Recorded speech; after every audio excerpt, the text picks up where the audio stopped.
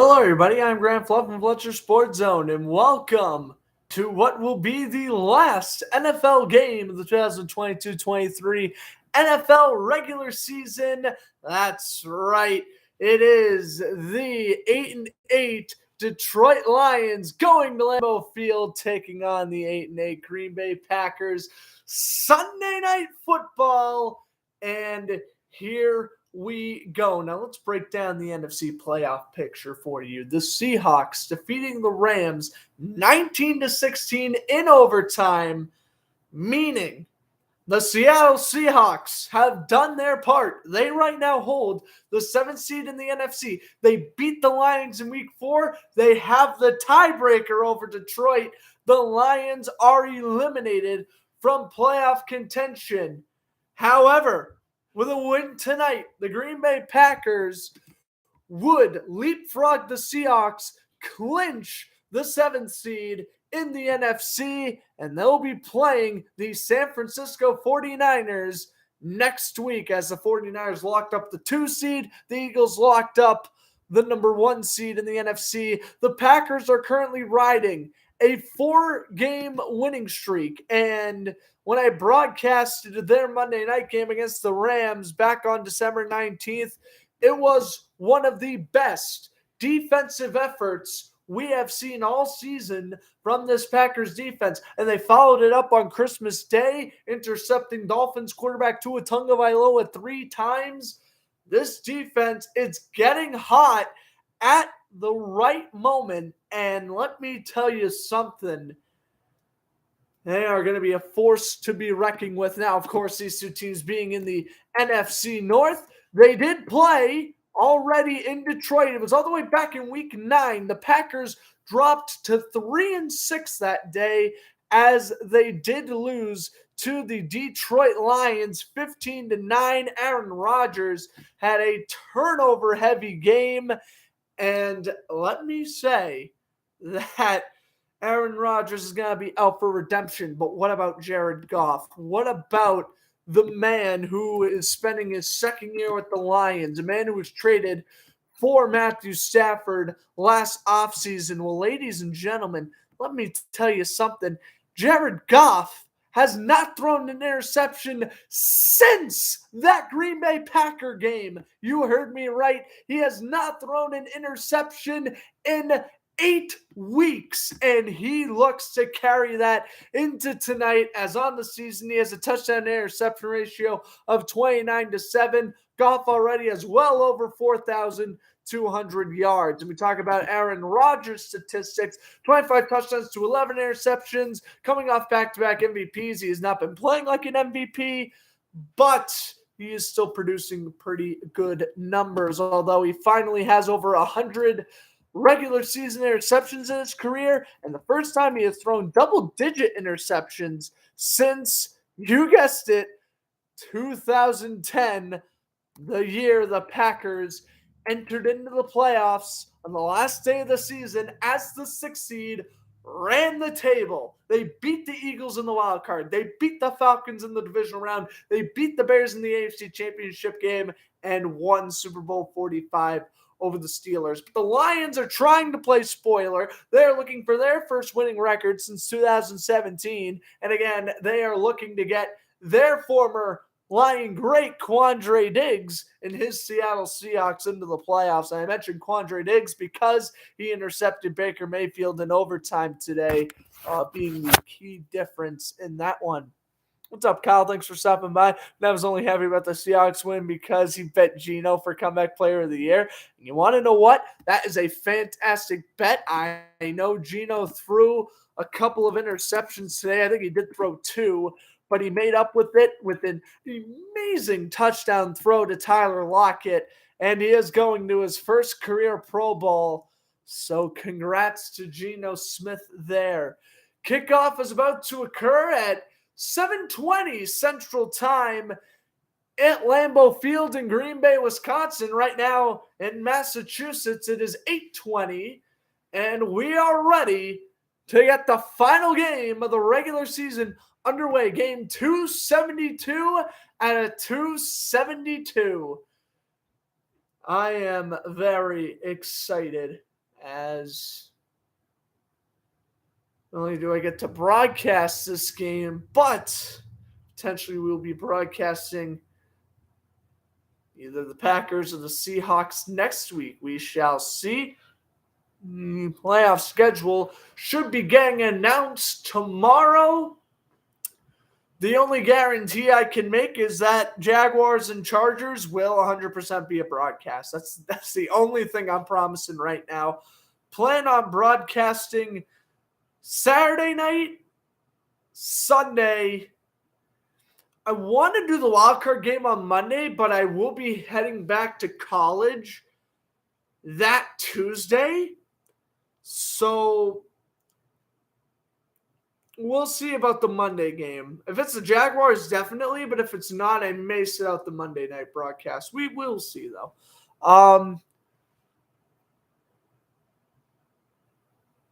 Of course, that is next week. And then, honestly, guys, once the NFL season comes to a close, I don't really know how often I'm going to be broadcasting. Probably not a crazy amount once I go back to college, but we shall deal with that a different day. I see quite a bit of blue in the standings, meaning that we got quite a bit of Lion fans tonight. And by the way, wrap up the pregame. Jamal Williams, 15 rushing touchdowns this season, most in the NFL. And Alex Anzalone on the defensive side of the ball has 117 tackles. That's most on the team. Anzalone fired up. Again, Detroit, they know they're out of the playoffs, but they don't care. All they want to do is upset the Packers' chances. Aaron Rodgers, he's lost 2 in a row against Detroit, but an 18-7 career record. Rodgers, in that 2010 Super Bowl run, went 1-0 against the Lions. He got injured in their second game of the season. Matt Flynn played the majority, and Detroit ended up winning that game. If that'll mean anything. So again, Packers winning in, they're the 7th seed in the NFC. If the Lions win or the game results in a tie, the Seahawks are in the playoffs. And again, the winner, whether that be the Packers or the Seahawks, they are playing the 49ers next week. And an interesting key about that Packers-49ers rivalry, if Green Bay is to win tonight, the 49ers have snake-bitten Aaron Rodgers his entire career. They eliminated from the playoffs in 2013, 2012, 2013, 2019, and, of course, last season in the divisional round. Away we go from Lambeau Field, the Lions and the Packers. And that return goes out to the 21-yard line. That was Nixon, who had a return touchdown last week against Minnesota. So, yes, the Packers coming off a win at home against the Vikings last week. And Detroit, they are coming off, I believe it was a win. It was a 41-10 beatdown of the Bears in their last home game of the season. 1st and 10, ball placed at the 21-yard line. Christian Watson, the rookie receiver, in motion, and the handoff goes, the end around to Watson, and Watson is brought down after a gain of about 5. We second down and 5. We talked about this Packers offense. Of course, Aaron Rodgers, 25 touchdowns to 11 interceptions. It's a great 1-2 punch at the running back position with Aaron Jones and A.J. Dillon. They've gotten the receiving core ready to go here. Allen Lazard, Christian Watson, and Romeo Doubs, the rookie receiver. He has been getting significantly more playing time since Green Bay waived Sammy Watkins last month. Of course, Robert Tonyan, the tight end, he got a touchdown last week against Minnesota. 2nd and 4, under center. Jones with his first handoff and a first down, and he will be pushed, and that's a gain of 8. Pushing the pile is Green Bay. In 2 rushes, they already got a first. You have to play the Niners yet. Seahawks got to play the Niners too. Niners swept the Seahawks this year. What's up, John? Thanks for stopping by. And a nice first down carry there by Aaron Jones, and expect him and A.J. Dillon to again split carries tonight. Same thing with Detroit. Williams and Swift. Rodgers play fake, throws to Watson, and Watson will get a gain of 13 before he is hit out of bounds. A good hit there by the safety, number 31, Kirby Joseph. But that is a first down for the Packers. As play action, Watson able to run the route to the right and able to get behind that defensive line, able to outrun the linebacker. And a nice job there. Yeah, he outrun Malcolm Rodriguez, the left outside linebacker, before Joseph hit him out of bounds. 1st and 10 for the Packers at the 49-yard line of Green Bay under center. Fakes it to A.J. Dillon. Rodgers going for the deep shot, and Allen Lazard incomplete on the coverage. No flags. That is Jerry Jacobs knocking the pass away. We do have a flag, a very late flag. Brad Rogers, our referee. And they are going to call pass interference on Jacobs. Wow. I am surprised by that. Let's take a look here. A little bit of hand fighting. Oh, there's the tug. I did not see the tug at live speed. Yep. Held the right arm of Allen Lazard. That is the right call by the officials, and so it is already 1st and goal for the Packers. Rodgers' first deep shot, and it goes how you expect. A pass interference penalty by the Lions. They have the ball at the 5. Mercedes Lewis in motion. 1st and goal to go. Rodgers with Jones as a running back. Inside handoff. Jones is swallowed up. Anzalone, along with the help from Isaiah Buggs, get the tackle. And it's 2nd and goal. Spotted Kitty went meow last night for the Blue Kitty trying to roar. That's right. Oh, my goodness. Go check out that Jaguars-Titans broadcast last night. Oh, boy. Jaguar fan. I mean, it feels great we're in the playoffs, but that game last night definitely took a couple years off my life. That was just, oh, God, what an exciting game. And I'll be nervous next week, too, when we get to call the Chargers game. That should be fun, though. 2nd and goal, ball placed at the 4. A.J. Dillon's first carry up the middle, and he gets nothing. And it's 3rd and goal coming up. Refs always help the Packers. Wow. At first, I didn't think it was pass interference, but once I saw the replay and the corner was clearly holding Allen Lazard's hand, I mean, you gotta call what you gotta call. And, I think that there was some awful penalties. I thought there was a plethora of missed penalties today across the NFL, but that's neither here or there. 3rd and goal. Rodgers pump fakes under duress. Rolls out to the right. He will throw in the back of the end zone to no man's land. He was looking for A.J. Dillon, and it's incomplete. And there is the defensive line of the Detroit Lions wreaking havoc. This is a playoff caliber team next year, and there's the 2nd overall pick in Michigan. Aiden Hutchinson doing a nice job along with the rest of the defensive line. Then Alex Anzalone, he blocked off a potential Rodgers rushing touchdown. Mr. Crosby will come out to kick the field goal, 22 for 25 on the year. This is a 22-yard chip shot. Made a season-long 56 yards against Minnesota last week. Good snap, good hold, and Mason Crosby is, of course, going to make that one. So 3-0, the Packers are in front. Of course, I've reached my StreamYard limit for the month. It started on December 10th, so meaning until Wednesday, I can't stream on StreamYard again.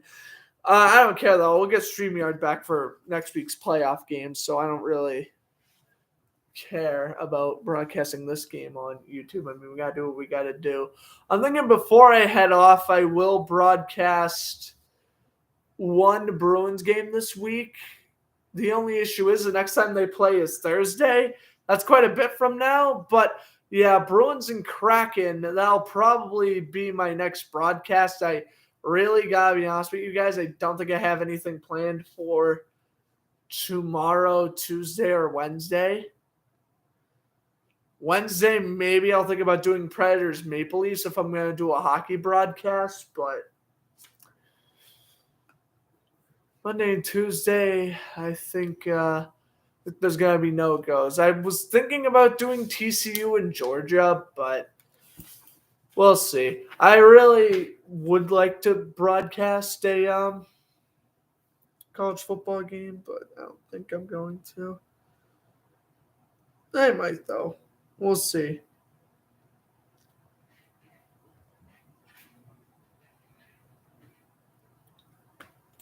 Yeah, I'm fine with 3-0 Kevin, 7-0. Oh, definitely. Detroit's defense coming up huge there on the defensive line, able to force Rodgers to throw an incompletion.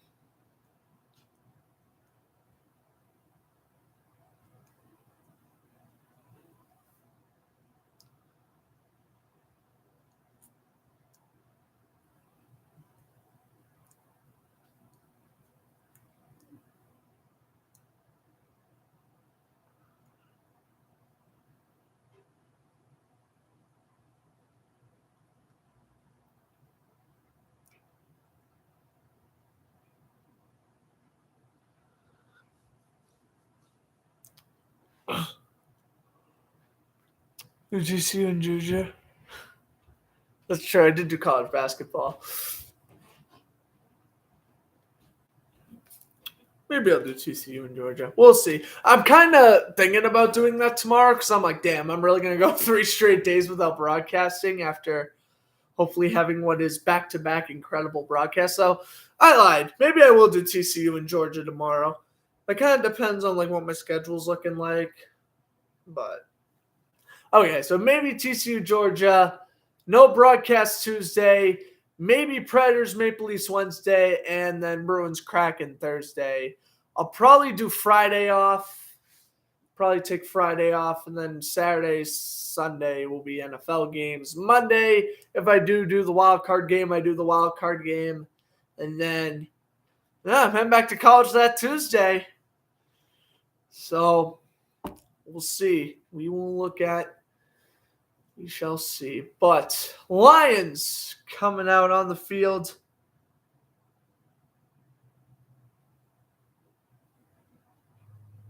At the 25 after the touchback. Jared Goff hands it off. Jamal Williams, the former Packer, he'll get a gain of 3.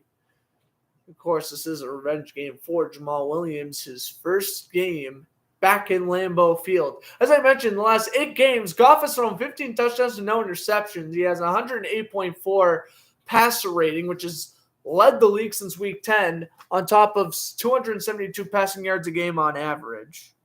We'll go more in depth about the Lions offense after this play here. It's 2nd and 6 after a gain of 4 for Williams. Goff, empty backfield, takes the snap, throws to the right, incomplete. He underthrows his intended target, Khalif Raymond. When we talk about this Lions offense here, DJ Chark, he has emerged as a wide receiver 1 in the second half of the season. And Amon-Ra St. Brown and Jameson Williams, they've all been impressive.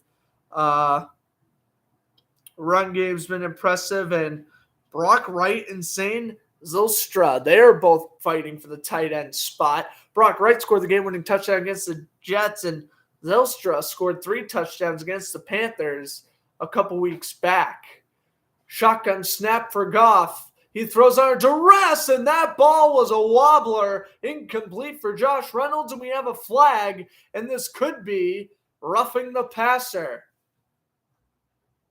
which would, of course, keep the drive alive for Detroit. Nope.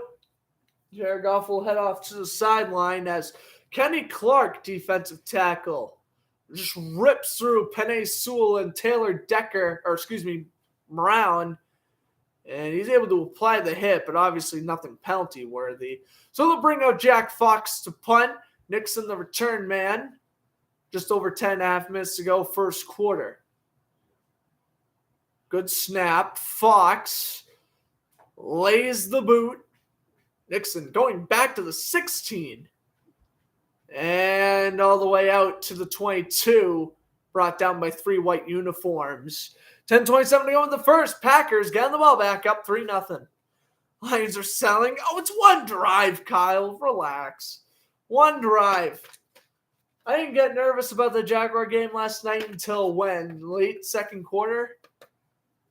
You got to let the tension build first. You got to let the tension build. If Green Bay scores a touchdown and Detroit goes 3 and out again, then I would maybe start getting worried. But I'm going to be brutally honest with you, and this was probably a really dumb idea. I picked Detroit to win this game. I don't know if that was the right idea or not, but I went with it. And, yeah. It's so nice, like, broadcasting a not Jaguars game because I don't have to stress out every 2 seconds. I was just looking down at the clock and I'm like, oh my God, it's already 8:36. Like, 24 hours ago today, I was having a mental breakdown during the Jaguars-Titans game. I had so much fun broadcasting that game, though. And it's like, you only get to broadcast those games, like, once. Like, yeah, Jaguars, Chargers next week. Like, that should be a great broadcast. But it's also like, it's like you're in the playoffs. That's not like a chance to get into the playoffs. And, you know, whenever you get a chance to broadcast games like these, like, same thing if you're like an aspiring YouTuber like me, aspiring sports broadcaster, you're a Packer fan right now. And, you know, like, you're so nervous and you've just waited all day to watch this game. Like, that was me yesterday. I woke up at 7 a.m. yesterday. I was ready to run through a wall. I was listening to hype music for like a solid 2 hours of my day before that game started. And oh my God, it was just the best feeling ever when Rashawn Jenkins forced the fumble and Josh Allen returned it for the touchdown with just under 4 minutes left to give the Jaguars what I thought was a well-earned win because, I mean, let's be real with ourselves. The Jaguars, second half of the season, they have been a better team than the Titans. I want Detroit to win to prove Geno can make the playoffs, but 9-8, no playoffs isn't terrible. Yeah, I get that. Packers playoff probability, 64%. Actually up at 8 today. Maybe that's why Seattle won. Maybe. Were you excited? Were you waiting for the Seahawks game all day? Probably you were less excited than me because Seattle still needs Green Bay to lose, but it was still, they won and they did their part. Let's see if Detroit can hold their end of the bargain. A gain of 1 for A.J. Dillon. And as we enter into the second Packer drive, let's talk about this Lions defense. As I mentioned, Anzalone leads the team in tackles, but James Houston, he was activated off the practice squad right before the Thanksgiving game against Buffalo. He has 8 sacks in 6 games. He has been incredible. The secondary's been pretty good. Deshaun Elliott, Mike Hughes, and of course, Jeff Okudah, all having fantastic seasons in the secondary, along with, of course, Aiden Hutchinson and Romeo Okwara. Rodgers throws to Cobb. He is brought down by Joseph. It is going to be 3rd and 3 at the 31. What's up, Cooper? Thanks for stopping by. So 3rd and 3 coming up here for the Packers. I just realized while we are in commercial break, I could give you guys live updates for the Bruins-Ducks game right now. Anyway, 3rd down and 1. Yeah, I know Sam was live. That's why I, right when you entered into the chat, that reminded me to mention. I'm like, oh yeah, the Bruins are on right now. Here's the handoff. Aaron Jones up the middle, and it's either going to be a 1st down or 4th and inches. I don't know what they're going to call. It will be 4th and inches. We'll see what Matt LaFleur does here. I hope Sam's not upset that we're broadcasting at the same time. It's a different game, so hopefully he understands. Yes, I remember the prank plan. We're going to steal his laptop and put it in Kyle's room. Tongue into motion. Rodgers, under center. They snap the ball, and the end around goes nowhere. Alan Lazard is stopped by Anzalone. Oh, my God. They snapped the ball. What? Oh, Matt, What are you calling? Oh! Did Mike McCarthy leave the Packers after all? Whoa! Are you kidding me? 4th and inches at your own 30? And you go for it? What? It's not just you go for it and end around? Oh my, what a horrible call. Whoa. And that just gave Detroit everything they needed. Oh, I'm at a loss of words. That might have been, it's not the worst play call I've seen this year, but it's up there. St. Brown off the play action throw. He gets 11 down to the 20. He's brought down by Adrian Amos. Gain of 11, first down Detroit. Oh my God. What? 4th and inches? At your own 30? What? It's the first quarter. You're only up 3-0. Geez, I needed, win or lose, I need an explanation for that play call. 1st and 10 now at the 20. They are in the red zone. Swift, the running back. Goff takes the snap, goes for the end zone, and he underthrows St. Brown. Darnell Savage in coverage. It'll be 3-0. Still as 2nd and 10 coming up. Let's talk about that. Packers defense has improved drastically. Jerron Reed, he's been stepping up. So has Jonathan Ford, and Kenny Clark has been a force already today. DeAndre Campbell, he is coming off a contract year, and he has been playing great. So has the rookie Quay Walker. 2nd and 10 for the Lions. Handoff goes. And Swift gets a yard. And hang on about that Packers defense. Jari Alexander played great against Miami. Rudy Ford had an interception last week against Minnesota. Keyshawn Nixon, as I mentioned, he had the kickoff return touchdown. And Darnell Savage and Adrian Amos, the two safeties, humming along as per usual, having very good seasons. Just start spamming the chat. All right. Sounds good. 3rd and 9 at the 19. Goff takes a snap. And you see, if you're Detroit here, you absolutely need to score a touchdown here. They don't. Incomplete. Looking for Josh Reynolds. Khalif Raymond. 4th and 9. And we will see a field goal attempt by Michael Badgley.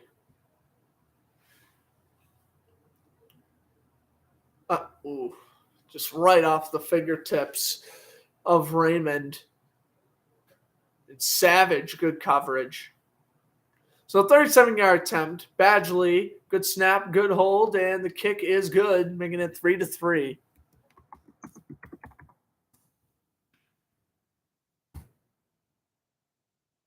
Alrighty, 7 minutes ago in the first quarter exactly, 3-3 after Lambeau, or in Lambeau, as both teams complete 2 drives.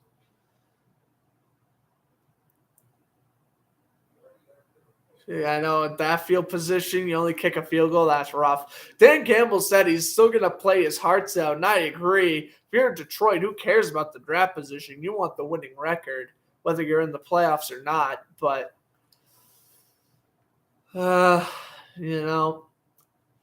how much can you trust Dan Campbell right now if you're a Seahawks fan? What if it's a blowout and they do pull Goff? Who knows? The Bruins have scored. That's good. Second shot of the game. They're trying to sweep the road trip. They beat the Kings on Thursday. They beat the Sharks last night, and trying to beat the Ducks tonight. The Bruins playing 3 games in 4 days. Maybe that's why they have the next 3 days off before they fly back to Boston and they play the Kraken. Boston's yet to play their Canada Western Conference trip, though. They still need to play Calgary, Vancouver, Edmonton. Winnipeg. I know they played the Bruins, Canucks, and Flames already at home.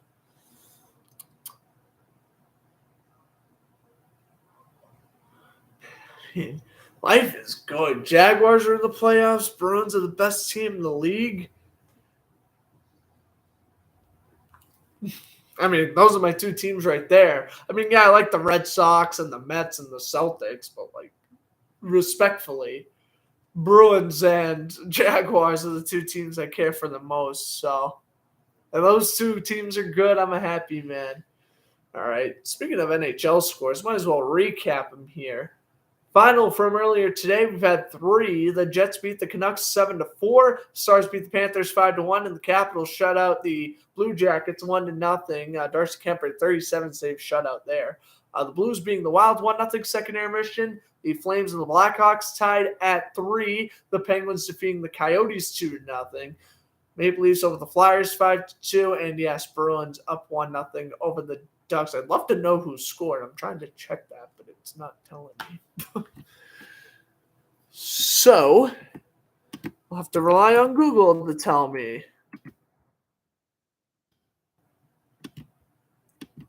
And the goal was scored by David Pastrnak, because of course it was. Pasta always scores.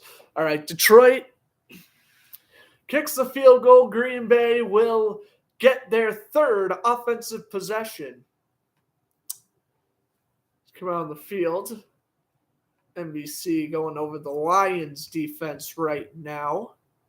Alexander Zalone, by leading the team in tackles, ranked the 63rd linebacker in the league. I think Pro Football Reference is along most of the time. And the fact that they had Will Harris as like the 80th best safety in the league just shows why I don't think it's legit. But anyway, Lazard in motion. Handoff goes. Aaron Jones cuts it up the middle down to the 39-yard line.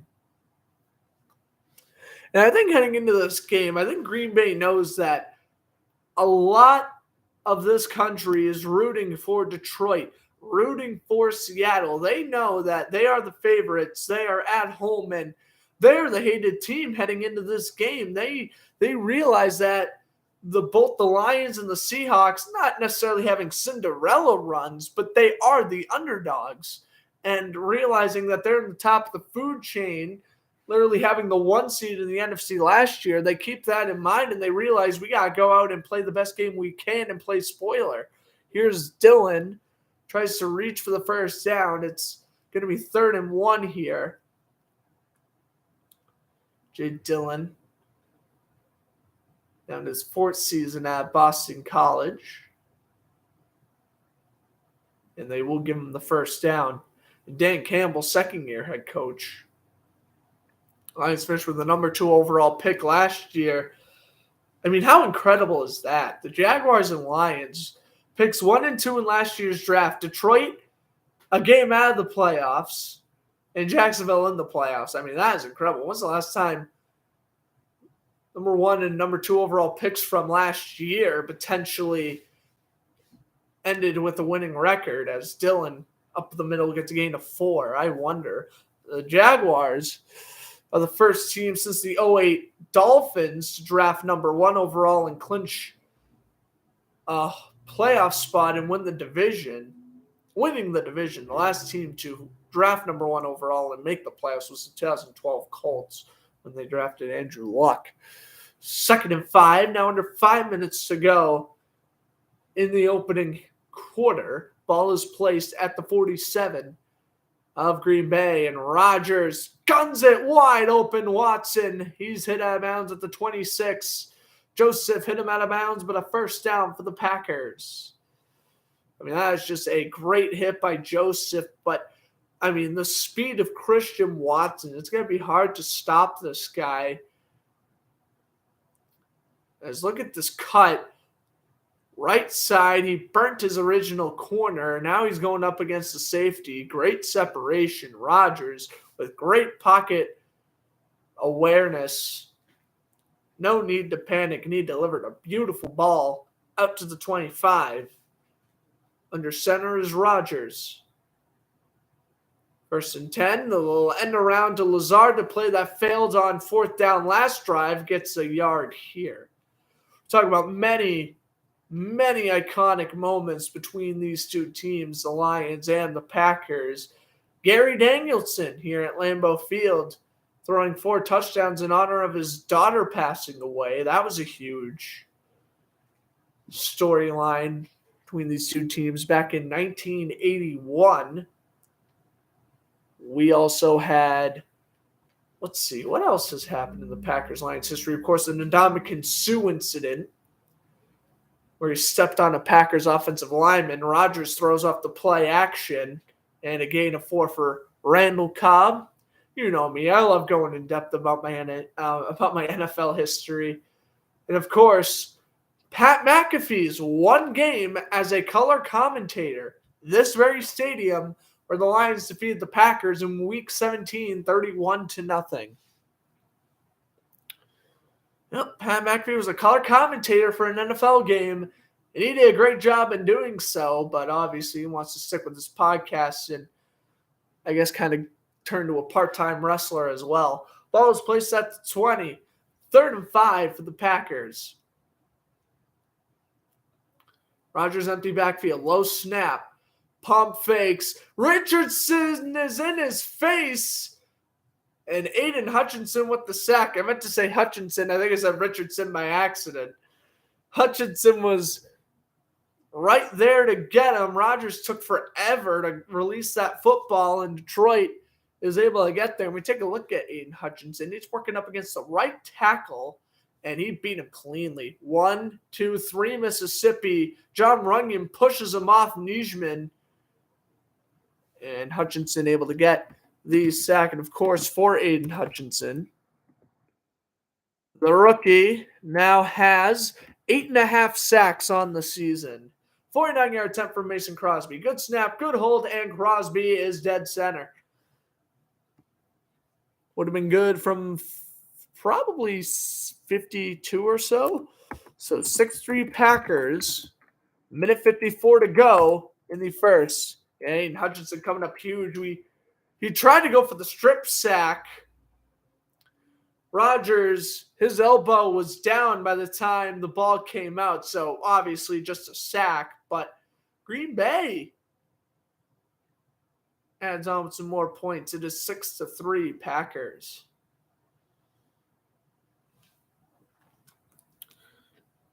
All right, so Detroit staying in here. Again, their defense is bending but not breaking. Their offense, though, they gotta start producing.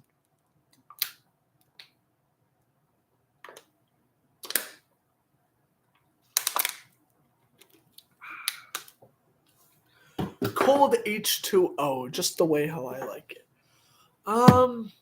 Let's see. I'm trying to see what else we can go in depth here. I'm going to recap the NFL games as we had to halftime. As I'm not going to lie to you, I watched every down from that Patriots-Bills game, and then I watched 3 hours of Red Zone straight for the 4 o'clock window.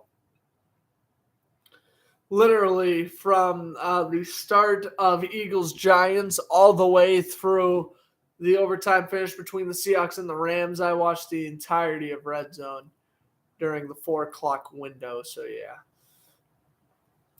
Quite a bit of games to recap again. Since I was pretty much watching Patriots-Bills, I've seen the highlights, though. I've seen, like, the touchdown montage and whatnot. So, like, I kind of know what happens in the 1 o'clock games. I'm going to be honest with you, though. Panthers-Saints, I mean, that's probably the only game I won't recap because I honestly didn't watch a second of that game. All I know is Sam Darnold had a rushing touchdown. That's literally all I could tell you. But yeah, we'll go in depth from all the games yesterday and today at the half. I guess in the meantime, we'll go over the NBA scores. Earlier today, 76ers defeated the Pistons 123-111. The Raptors defeating the Trailblazers 117-105. The Hornets and the Pacers, Indiana wins that one 116-111. The Nets beat the Heat 102-101. The Grizzlies beating the Jazz 123-118. And then we have the current games. The Thunder up against the Mavericks, 96-83 early fourth quarter. Also early fourth quarter, the Timberwolves are up 86-81 over the Rockets. The Cavaliers up 51-43 over the Phoenix Suns. The Suns lost a heartbreaker to the Heat the other night.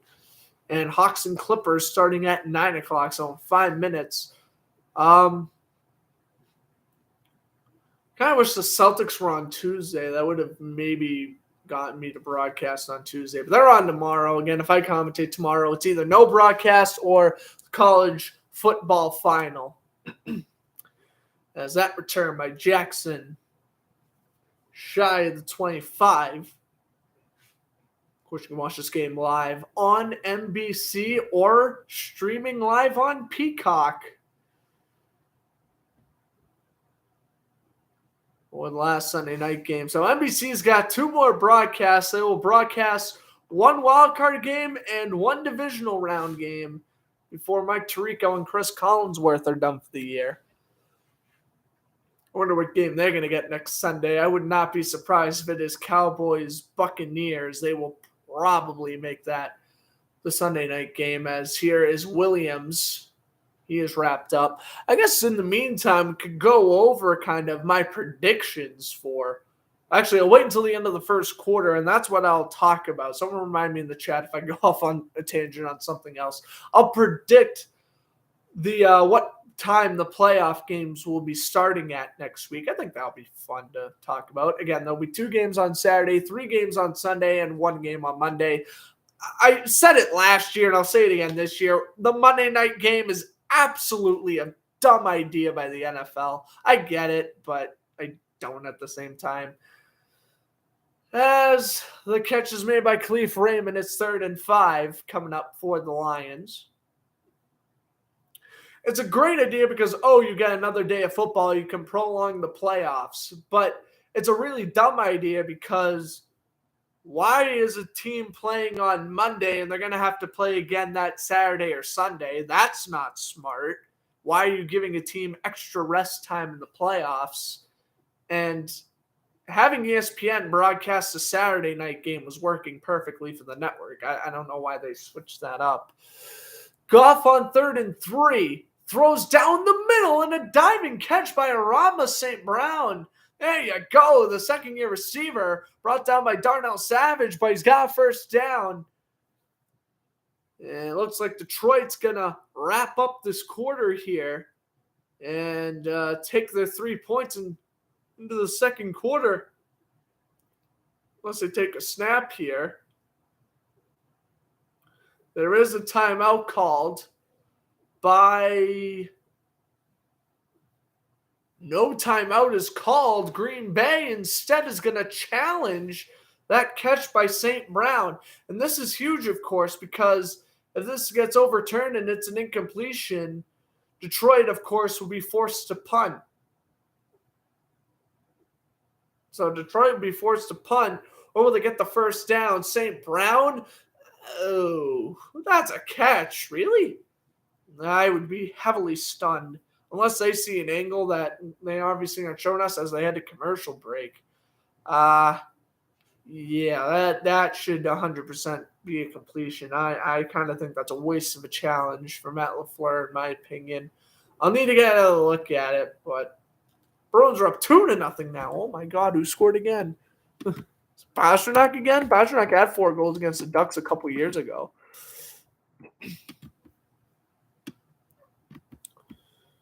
2 goals on 4 shots. Wow, that's crazy. All right, who scored here? It was Pasternak and David Krejci. And Krejci was nice for the first goal, too, so he's got +2 right now. Nice. All right. So, yeah. Let's predict what time the playoff games are going to start, all right? The 4 o'clock game on Saturday. I think that will be... Well, now I got to think of the matchups. I think that'll be an NFC game. I'm going to say 4 o'clock on Saturday will be the Vikings and the Giants.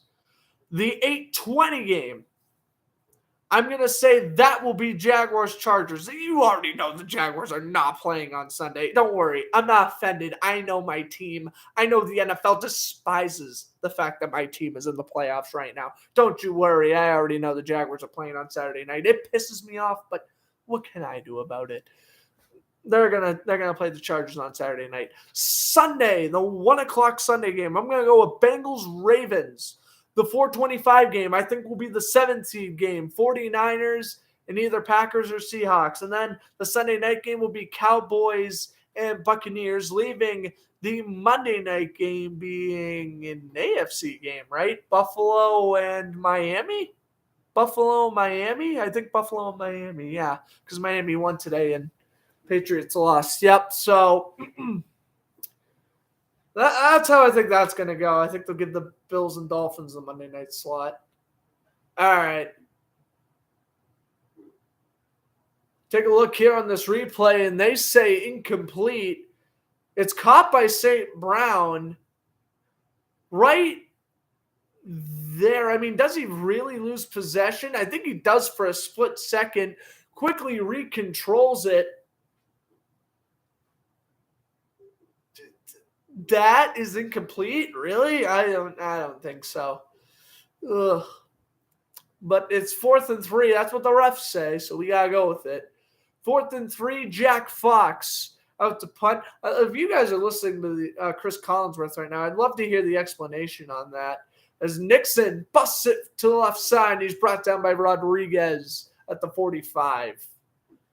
Yeah, I love to hear the explanation to that. It looked like maybe the ball may have just grazed off the turf, and I guess technically that's an incompletion, but he never really lost possession of it, so that's confusing. J.J. Watt did play his last game, and he had a sack, which was awesome.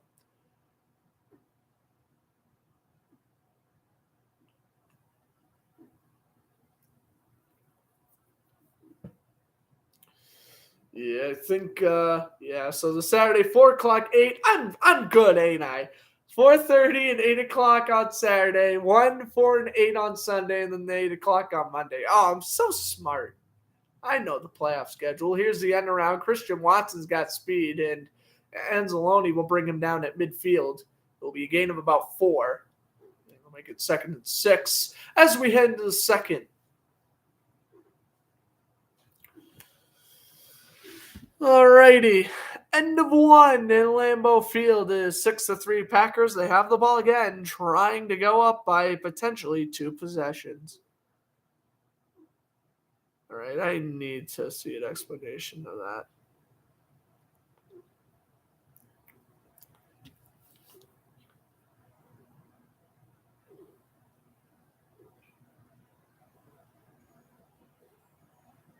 Challenge is successful. St. Brown's catch is overturned. Absolutely unbelievable. Wow.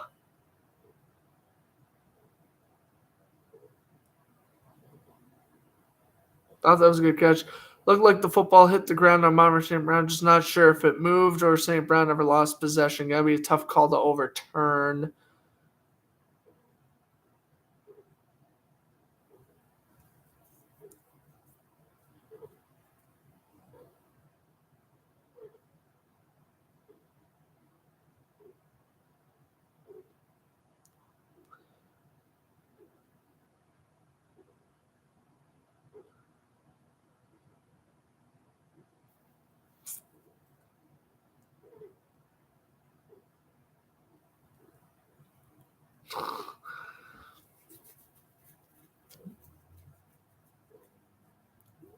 Totally unbiased opinion. That was a complete catch by St. Brown. Like the refs are screwing the same old Lions. I thought St. Brown secured the catch.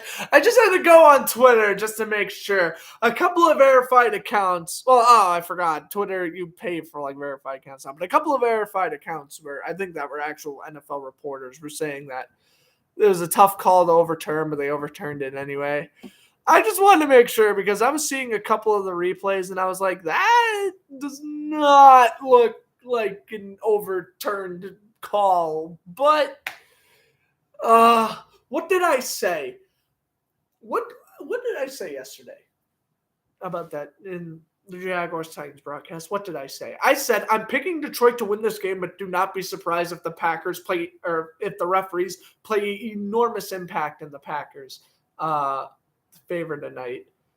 I said it, and I'm broadcasting this game, and after that incompletion, I'm going to stick with my guts and say the referees are going to play an enormous factor in this game. I'm not stupid. We've all seen the story before. I think we're all expecting Green Bay to get help from the officials, and that's awful to say, but I think that's what we're all expecting, kind of. Yeah, I thought that was a catch by St. Brown, but they overturned it. Did the ball touch the ground? Yeah. Did it move? No, but whatever. First or second and 4 for the Packers here. Rodgers on our center, ball placed at the 49-yard line. Fix it to Dillon. Rodgers throws, caught. Lazard to the 33, and then that ball hit the ground. Lazard held on with one hand, and then the ball bounced off the ground. Now, wait a second. You want to talk about, did he have possession? That is incomplete. Lazard dropped it. He tried to reel it in with one hand. And nice coverage by C.J. Moore, the free safety. So it's 3rd and 4 for the Packers. I was about to say, I'm like, yeah, right. Call that one back.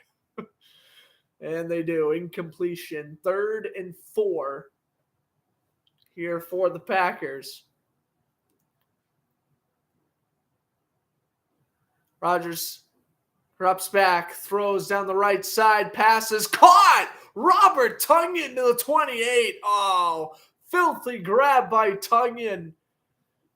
As a first down for the Packers. Take a look again here. I mean, that's just great adjustment. Able to leap up, make the grab over to Sean Elliott. Detroit can force it to 3rd down, but you can't force Green Bay to punt. Is it going to be a new NFL saying, if you can't lead a horse to water, but you can't force it to drink? Is that going to be a new thing? You can force the Packers to 3rd down, but you can't force them to punt. And Tonyan with a huge catch there. They'll place at the 29. Dillon with the inside handoff to the 25. And a gain of 4. A.J. Dillon, of course, 2nd round pick by the Packers back in 2019. Heading into tonight, he had 737 yards and 7 touchdowns. And he'll need about 60 more to break his career high, which was last year with 803 rushing yards. This year, he did set career high in touchdowns, though, with 7 last year. He only had 5. His 3rd season. Dillon, they fake it. Rodgers running around, throwing, and a drop by Dillon. Would have had a first down if he was able to reel it in. The throw was low, but Dillon should have still completed this pass as Rodgers dancing around outside the pocket. I love when he runs out of the pocket, points, directs traffic. It's so fun to watch Aaron Rodgers do what he does best, and that's make plays happen outside the pocket. He had a nice play to Dillon, but it is a drop, making it 3rd down and 5. It's currently 26 degrees down there in Wisconsin. 3rd down and 5. Ball is placed at the 24. Rodgers pump fakes, and down he goes! And it's Aiden Hutchinson again! 2 sacks in the first half for the rookie. That is now 9.5 sacks. There is a flag. Aaron Rodgers, I think, already knows this against his lineman. Holding on Green Bay. Penalty declined. 4th down. Send out Mason Crosby. Nijman working against Hutchinson. So Hutchinson was held. And he grabbed the collar. And he still got the sack. Aiden Hutchinson, 2 sacks on the night. He's trying to win NFC Player of the Week. Why not? It's your last chance to trying to wrap up the Defensive Rookie of the Year as well. The votes have yet to be in. There's a lot of good options you could go here. Gardner, Woolen, Hutchinson, Devin Lloyd. You could go a few ways. Hutchinson trying to make his name stand out amongst the rest. 48-yard field goal by Crosby is making a 6-point game. So we have 13 minutes left in the first half. Good snap, good hold. Mason Crosby is right down the middle. It is 9-3 Packers.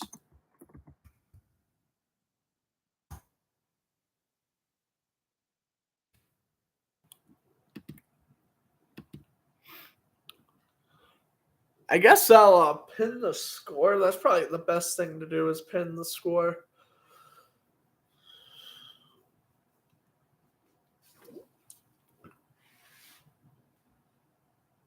All right, heading back into commercial break.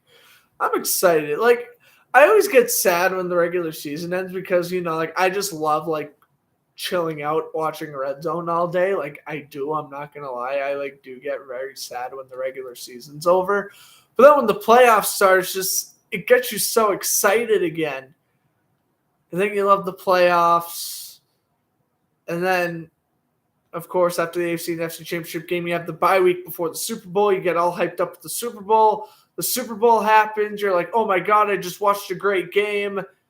And then that Monday morning hits you, and you're like, whoa, I'm not watching another NFL game until next September. August, but preseason. Come on. It's preseason. A real regular season football game until September. It always, for me, that's how it is. Now, I, for one, love to rewatch old highlights and stuff. So, for me, obviously, at that point, I'm focused on hockey and when baseball starts baseball. But I also, love rewatching, football stuff. So, for me, I don't really have an off season. Obviously, I'm not watching live games, so it's not the most entertaining thing in the world. But I'm still gonna watch NFL Network stuff, rewatch classic highlights, all that stuff. But for the average fan who doesn't do that and doesn't really like to rewatch highlights and stuff, I get what they go through because I'm kind of the same thing with baseball. It's I like watching baseball, but other than maybe a couple of weeks in the winter, I really could care less. I'm just okay, football and hockey still has my full attention. To people, the Hope and Zoe, how's it going? Thanks for stopping by. December 4th, 1932, the Packers lost 19-0, apparently. Well, the more you know. You're studying the right thing in school. So you like to do in your free time. Exactly. Exactly. If you're going to be a sports broadcaster, you got to know about the history. You just missed it, but during the last drive, I was just talking about some games from the Lions and Packers past, and a few more coming to me now as Mason Crosby kicks it away. Of course, this won't be returned from the 10, out to the 15, out to the 30. Nice return. Actually, out to the 25, rather. Can't tell because of the camera angle. But yeah, so also another incredible game. This is probably my favorite Packers-Lions game. 2015. Packers come back from 21-3, Thursday Night Football. And Aaron Rodgers finds Richard Rodgers the game-winning Hail Mary. Loved that play when I was younger. 1st and 10 at the 25 off of the return. Detroit's 4th drive of the game. Jared Goff under center. 1st and 10. Handoff goes. Swift up the middle and a gain of 2. Maybe 1, and they'll probably give him 1. 2nd and 9 coming up. Let's take a look at Goff here. A little low throw to Khalif Raymond, and then another underthrow. That one was to Williamson, and then the end zone shot on 3rd and goal the last time they were in the red zone. Do I want to win tonight? I want the Lions to win. I predicted the Lions to win, but we shall see what happens. Here's a catch at the 35, and this could just be enough for the first. As that is Mitchell with the grab. And again, we have a three-way fight for the tight end spot here in Detroit next season. James Mitchell, Brock Wright, and Shane Zylstra, they've all had pretty equal performances. Honestly, if I'm Detroit, I don't know why they traded TJ Hawkinson to begin with, but they might go out and draft another tight end. Flea flicker for the Lions here on 3rd and 1. Goff throws, is caught by Williams. Williams, breakaway speed for the rookie. Touchdown, Detroit. Oh, Jameson Williams. His second career touchdown if it counts. Holding on Detroit. Oh no, it's coming back. Are you kidding me? No. Matt Nelson, the right tackle, takes away the flea flicker touchdown. Oh, Williamson is in disbelief, and so am I. Oh, let's see. It's a hold. Yep, and yep. He has Jarran Reed in a headlock. There's no defending it. I mean, he literally had Jarran Reed in a headlock, and then he put him down. That's a penalty. Oh, that's rough. 3rd and 10. So the flea flicker works, but the flag nullifies it. And now a check down. Oh, look at this. Not to be denied. Justin Jackson, the former Charger with the first. Oh, he ripped off a tackle there. It was about to be 4th and 3 when Green Bay was getting the tackle. Jackson said, I'm going to squirt through this hole real quick. I cannot believe I said a "that's what she said" joke on stream. Oh my God, Rasul Douglas with the tackle. What is going on here? The handoff to Jackson and a gain of 2. That's a first. Yeah, good no context. Good no context there, Grant. Really good no context. He wants to squirt out of that hole. Anyway. I'm kind of sad for the Lions are the only team playing spoiler since they can't get in. Yeah, I know. But they want their boy Quandre Diggs, because now he's on the Seahawks. They want Quandre Diggs to make the playoffs. So they'll win for him. Goff throws. Nice catch. Down to the 47-yard line. That is Williams, who got his touchdown taken away. Oh, actually, that's Williams coming on the field now. Who made the catch then? Reynolds? Josh Reynolds? Yep, Josh Reynolds. Okay. The 8 and the 9, I couldn't tell for a moment. Josh Reynolds, though, former Ram and Titan. Nice grab over Rasul Douglas there. Yeah, let's get that TD. Nah, Kyle, I get your frustration on the restricted comment there. I get your frustration, but it was the right call at the end of the day. Here's the handoff up the middle and a gain of 8 for Jameson Williams. Not Jameson Williams, Jamal Williams. I got too many Williams in this league.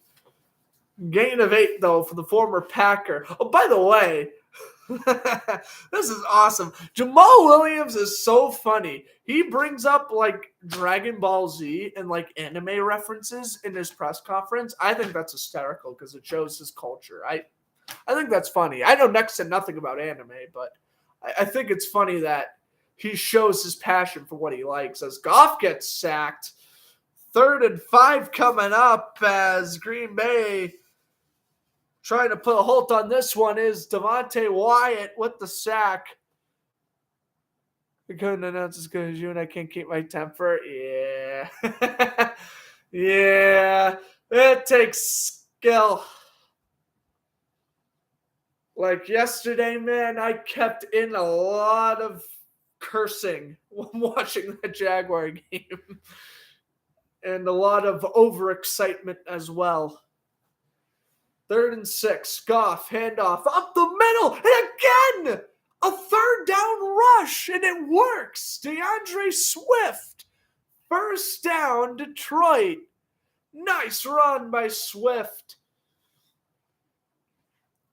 Swift, I didn't like him in week 14 when he was running up a storm against the Jaguars. But He can do whatever he wants right now. And look at that. Nice little cut back to the left, run up the middle. Look at the blocking by Penei Sewell. He gets Amos out of the picture, and a nice first down for Detroit. They go down to the 31-yard line of Green Bay. They fake the handoff to Swift. Goff under center, throws it in the dirt. He had nothing there.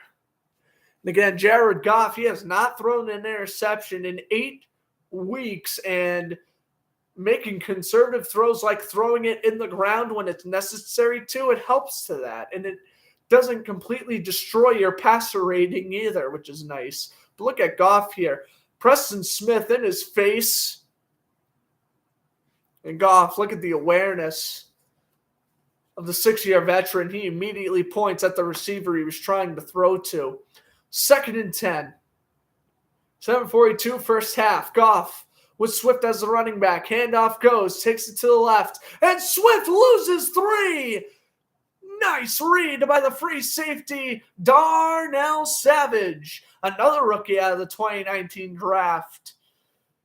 Swift was 2020, and here comes 3rd and long.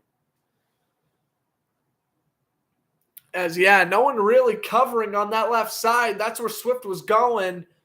Chark, minimal effort on that block. And that's going to allow Savage to get in the backfield about 2 seconds quicker. 3rd and 14, a loss of 4 for Swift. Goff in shotgun with Swift as the running back. Under 7 to go in the first half. Goff throws, caught, and Swift will be brought down by Walker at the 28, 27, give or take. Kick the field goal. Just keep on scoring points. Keep on making this a 3-point game. And then once you break through, you break through.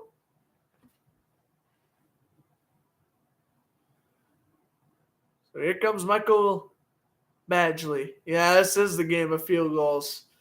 This would be the 5th one attempted, and now the 5th one made if the money badger is to get it. 46 yards. It's the longest kick we've seen tonight, I believe. Badgley's kick. Oh, no! Shakes it to the left. No good. Michael Badgley. Oh, shanks it.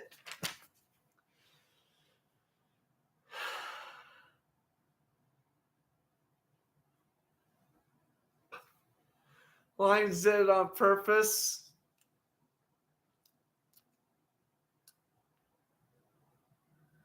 I'm sad. Why did I pick Detroit? That's a real question. I knew they were going to lose this game. I'm just trying to be a happy guy who's rooting for the Lions.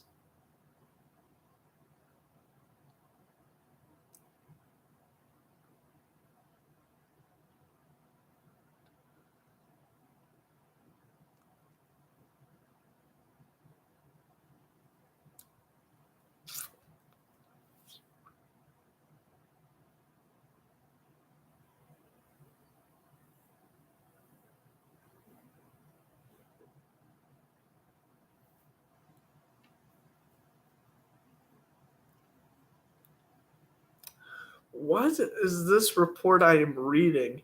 The Patriots may release Jake Bailey? Why? Why would they release their team's best punter ever? I knew a TD was too good to be true when it happened. Yeah, I mean, it was a hold, though. I mean, it's tough to blame the officials when, it was the right call. So, yeah.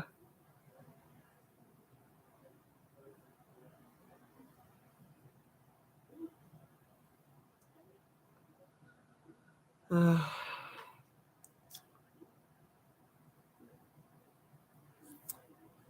mean, I got nothing.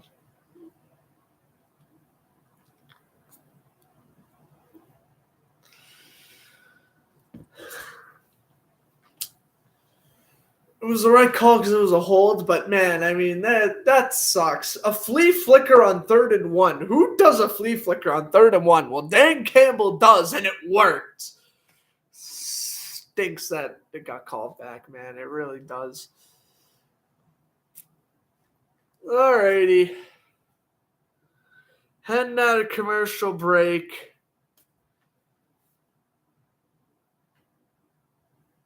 And the Packers off the missed field goal. 49 yards out by Michael Badgley will give the Packers field position at the 36-yard line of Green Bay. 1st and 10, under center, Rodgers.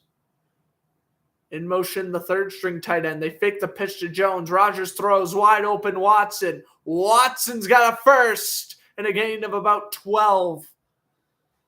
Packers are rolling now, as we now have 6 minutes and counting in this first half.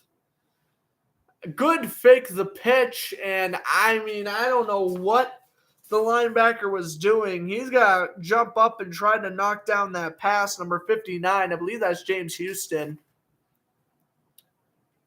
Got to make a better play on the ball there. He could have a chance to potentially grab an interception. 1st and 10, balls placed now at the 49 of Detroit. In shotgun, Jones the running back, and a whistle. We have a timeout by the Packers, first timeout called in this ball game. This is the Packers' 4th time on Sunday Night Football. They beat the Bears in week 2. They've lost to the Eagles on Sunday Night Football. Oh, I'm thinking of their schedule off the top of my head. Those are the 2 I remember. Didn't they also lose to someone else on Sunday Night Football? The Bills. Yep, it was the Bills. Back in week 8. They were 3-5 at that point. Yeah, I was in the middle of their awful stretch. I was in the middle when they lost, 5 out of 6, and I thought Green Bay was out of the playoffs. Silly me. Aaron Rodgers, in his prime, decided to come back up in the middle, and Jones gets nothing. Stopped by Kaminsky and 2 other Lions. Take a look at Christian Watson here. In week 1 against Minnesota, he dropped a wide-open touchdown after burning Patrick Peterson. We didn't know how his NFL career was going to play out after that. It was a brutal drop. I remember watching that play live. I was jaw-dropped. But he had the 3 touchdown performance against Dallas, and he has not looked back. He has had 7 touchdowns since week 10. And, of course, that game against Dallas was the game that turned around their season. Throw to Tonyan, down to the 44. And we have about 3rd and 4 coming up here for the Packers. Again, they can attempt another really long field goal if they don't get this here, but it will be a 2-possession game if Green Bay scores anything higher than a safety. Of course, safety, it would be a 1-possession game with the 2-point conversion. So field goal or touchdown this drive, Green Bay can potentially start to run away with it. Ball's placed at the 44. Rodgers steps back, and we have a whistle. And that's going to be a penalty on the Packers. So we have a delay of game. I didn't realize the play clock was running down so quick. A delay of game there on the Packers, and I'll make it 3rd and 10.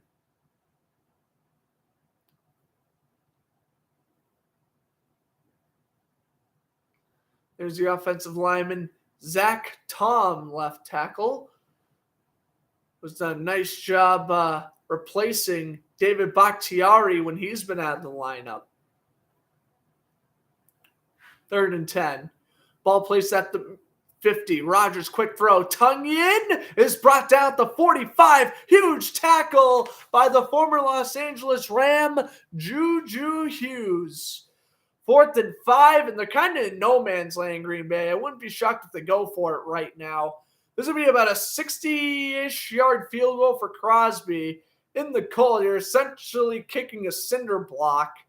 You punt it and try to down them inside the 5, or you go for it because your defense has been playing lights out. Rodgers in shotgun with A.J. Dillon. It's 4th and 6 at the 45. We'll see if they snap it.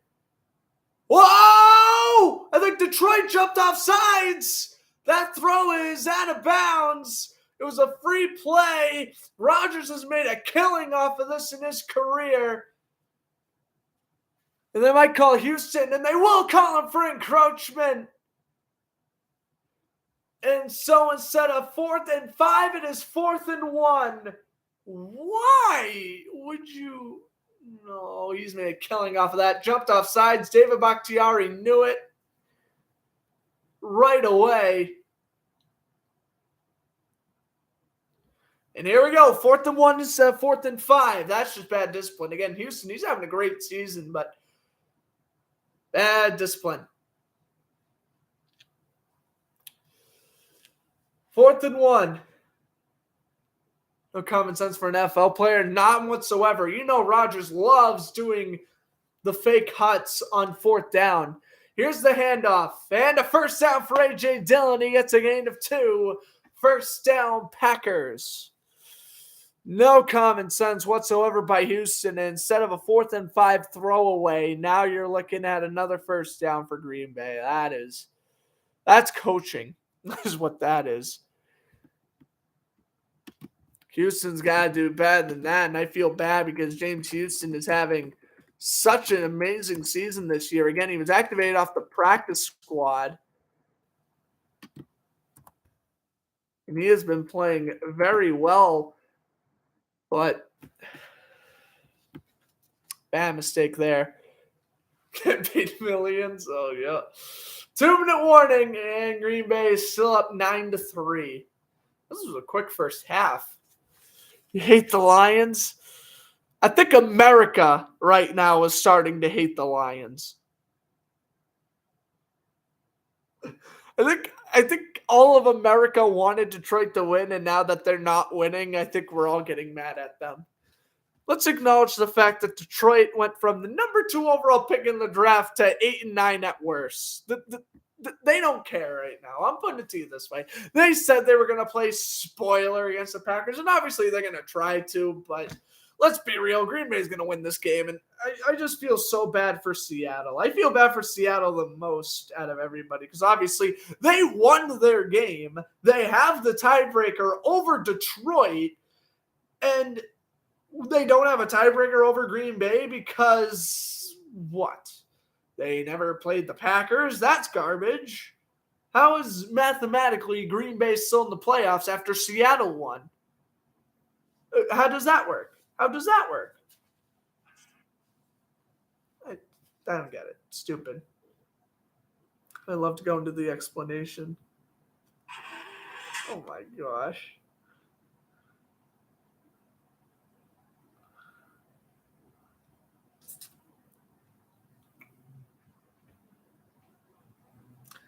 Yeah, I think America's starting to turn on the Lions, and that kind of sucks, but oh well. The Detroit Sea Lions. Look at what Kyle was sending me. That's you can't really see it. There it is. That's the Seahawks head on the Lions logo. Oh, you're watching the Flyers game earlier? Cool. Weren't they losing to Toronto, though? I think they were. Yeah, they lost or are losing. Yeah, they're losing 6-2. They're going to lose that game. I have a couple of friends that are diehard Carter Hart fans, and I tell them every year, your team is not good. Sorry, but not trying to rub my 30, 40, and 4 record into the 31, 4, and 4 record in your face, but Bruins kind of got to flex right now. Same thing with the Jaguars. Like, if you're an NFL team in the playoffs, I kind of got to flex right now. All right, obviously, after the 2-minute warning, there's no more coaches' challenges for the rest of the first half. And here we go. 1st and 10 at the 38, right out of the commercial break. Green Bay's a 2 running back set with Rodgers. They're going to split Jones all the way to the far right. Handoff goes to Jones on the left side, and he will go down to the 32. Yeah, man, I was really hoping Detroit would. Detroit's playing okay on defense, but yeah.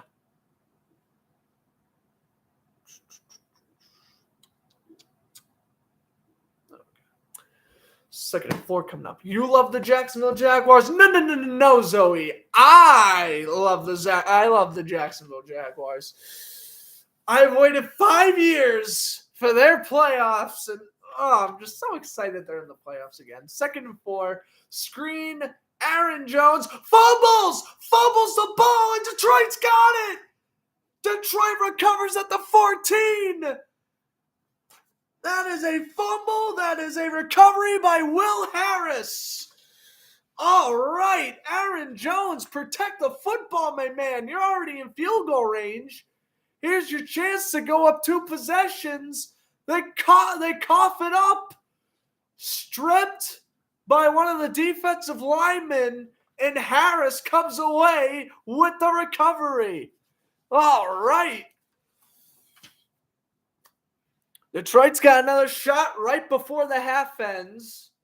Who gets the ball at the end of the half? I think Detroit. I could be wrong on that, but I think Detroit does. Don't quote me.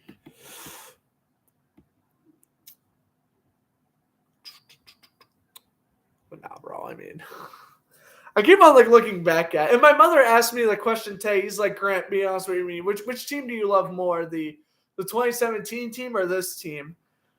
Dude, I mean, I'm putting it to you this way. Until the Jaguars win the Super Bowl or go 15-1 or whatever, in the regular season, bro, I'm sorry, but Jacksonville is always going to be my favorite team. My favorite Jaguars teams all time go Jacksonville 1. This year's probably 2 because, it's only the second time I've ever seen them make the playoffs. 2015 team was awesome, though. They were terrible. But 2015 team was a good year for the Jaguars. They went 5-11, but it felt like we made the playoffs because every single game we won was a very close game. Well, besides the Colts win. And then 2019 was pretty fun, too, with Minshew, just coming out of nowhere and replacing Nick Foles. 2019 was a fun season. 2020 was the worst. I'm sorry. I know we went 1-15. We got Trevor Lawrence. But, watching Mike Glennon and Jake Luton play quarterback, that was brutal. I hated 2020. That was probably my least favorite year being a Jags fan for obvious reasons. 2021, Urban Meyer's situation was awful, but, we did beat the Dolphins, Bills, and Colts. We did beat 3 playoff caliber teams, so I didn't really, I was like, oh, it sucked only winning 3 games, but, the games we won were, really important. Also, just to upset Buffalo out of nowhere and just stick it. The Dolphins games, whatever, we won in London. That was cool. But, the Buffalo game was surprising because no one expected it. And then the Colts game was just awesome because we just eliminated the Colts from the playoffs. That game was just fun. 2016 was awful. They went 3-13. 2018 was probably my least favorite fan being a team other than 2020 because that was awful. That was awful. Just going from the AFC Championship game to finishing 5-11. And then, I was a fan in 2013, 2014, but I'm going to be honest with you. I watched pretty much – I was paying attention to the team at that point, but I wasn't, watching every game, paying attention faithfully. I just, became a fan in 2013. And then, I was paying pretty good attention to them in 2014. It was 2015 where I started, making a commitment, watching or researching the stats after every game as we had a commercial break. To the 19 on the catch goes Khalif Raymond. I'm getting Josh Reynolds and Khalif Raymond confused. I greatly apologize, but I am getting their numbers freaking mixed up every time one of them catch. That is nearly picked. Oh, Savage read the route beautifully and knocks it away. It's 3rd and 5. When aren't the Jaguars in the playoffs? They're like the Patriots of the AFC South. Yeah.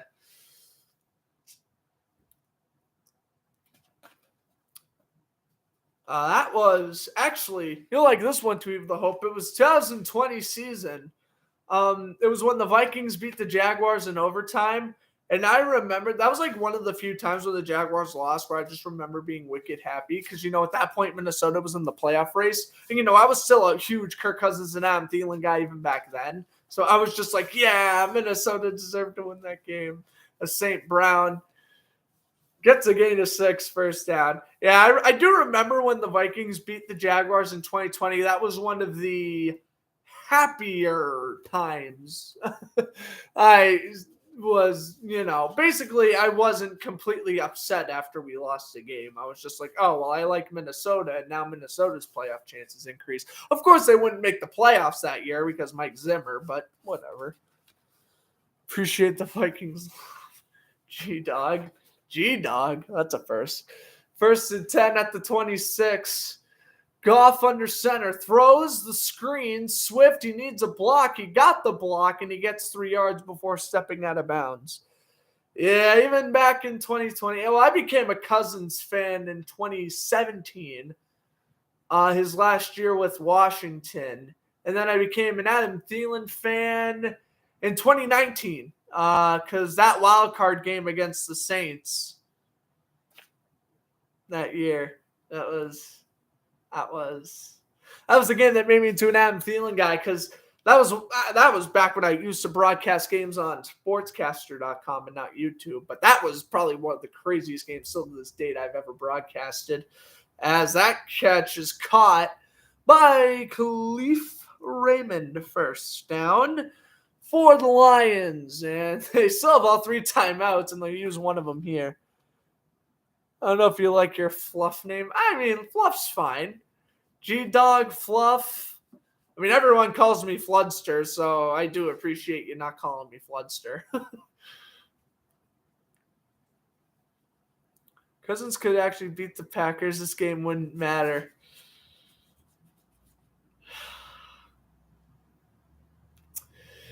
You're right. And then they would have had the Seahawks and Rams game as the Sunday night game, probably.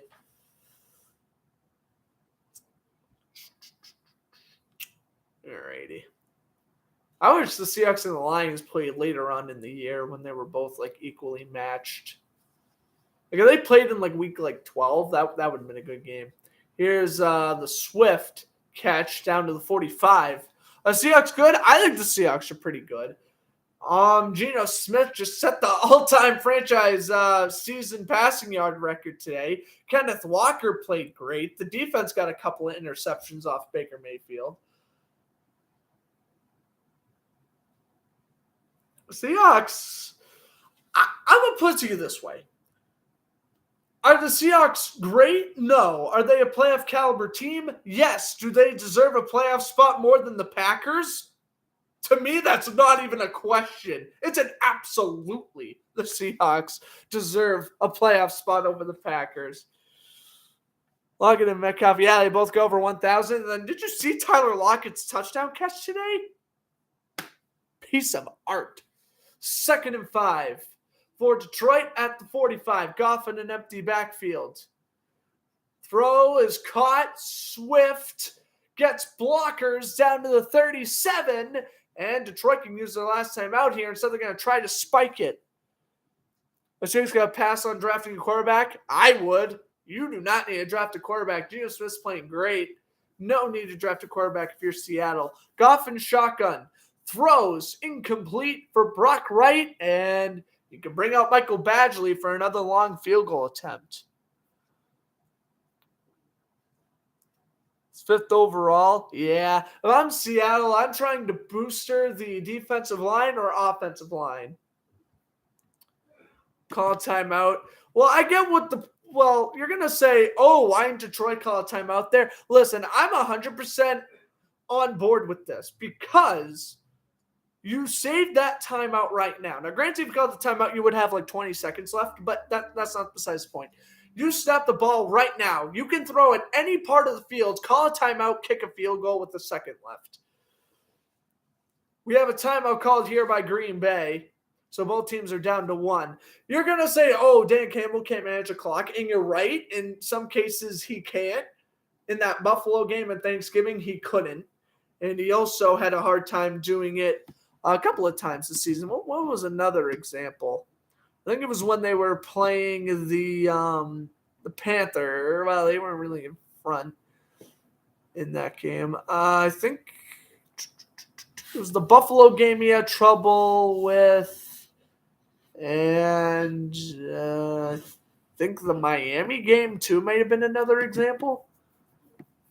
I know, they kind of had 20 seconds, but look at this now. You have 5 seconds left. You can throw anywhere you want on the field, and that's exactly what they do. St. Brown makes the catch down to the 29. Now they call a timeout, and now they're going to bring out Badgley for an easy field goal. You see, that's what I was talking about. Patience. I knew what Detroit was doing there, that they were going to run a quick 3-second play, find anyone in the open field, make the catch, go down, call timeout. Now, Badgley, I don't know if he's going to make this kick or not. He's 1 for 2. He made one from 37. He missed one from 46. But I completely agree with the play call, going no huddle. Yes, again, you wasted 15 seconds, but if Badgley makes this kick, it's worth it in the end. So here's Badgley, 48 yards. What is going on here? Flags are flying. What happened? Was Detroit not set up properly, or was Green Bay offsides? Dan Campbell saying, quote, word for word, that's bull. Let's see. What is Rasul Douglas doing? That is a flag, and this should 100% be on the Green Bay Packers. What in the world?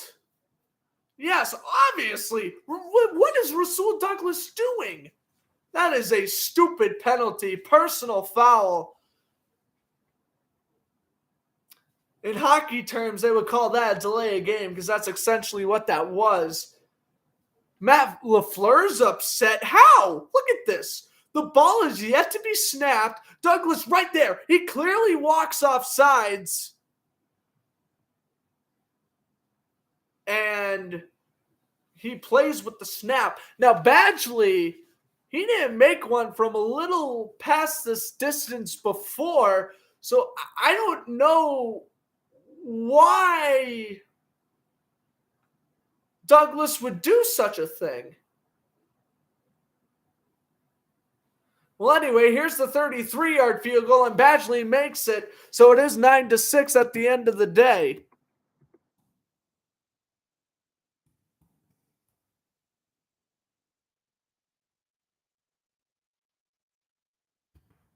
It was 9-6 heading into the half. And we'll make that our new pin. All right. Yeah, I don't know what the hell Rasul Douglas was doing there. I don't have a clue. He just waltzed off sides and tried to move the snap. Like, what? I don't know.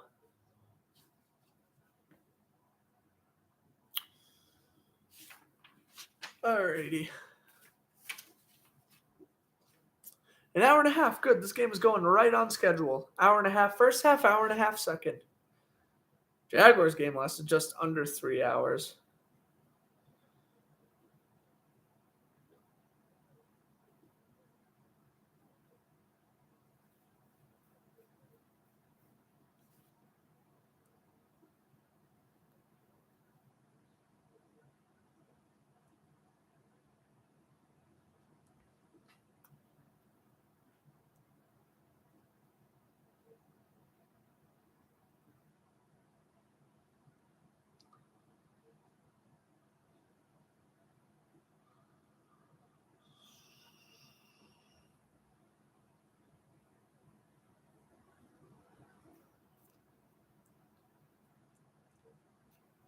The Cardinals are drafting number 3 overall. That's crazy.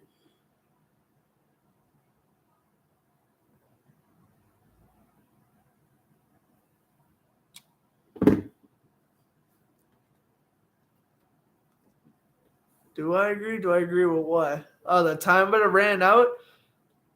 I mean, yeah, it would have, but at the end of the day, Detroit did what I was expecting them to do and what I personally would have done. Go no huddle, preferably spike it. I don't know why they didn't spike it, but go no huddle, get a playoff. If it's incomplete, great, you stop the clock. One more play, run a play, complete whatever the first route is, complete it. If no one's open, throw it out of bounds, attempt a long field goal, or you can complete the pass and attempt a field goal anyway. And then because Rasul Douglas was in the middle of a daydream, all is good. I wonder, you want to know what? I mean, man, what I'm about to say is ridiculous, but you know, like they drug test players, like after having amazing performances. I think it happened to Myles Garrett and Aaron Donald once. Like they had like 3 or 4 sack games, and then they would go in for drug tests. Von Miller too, maybe.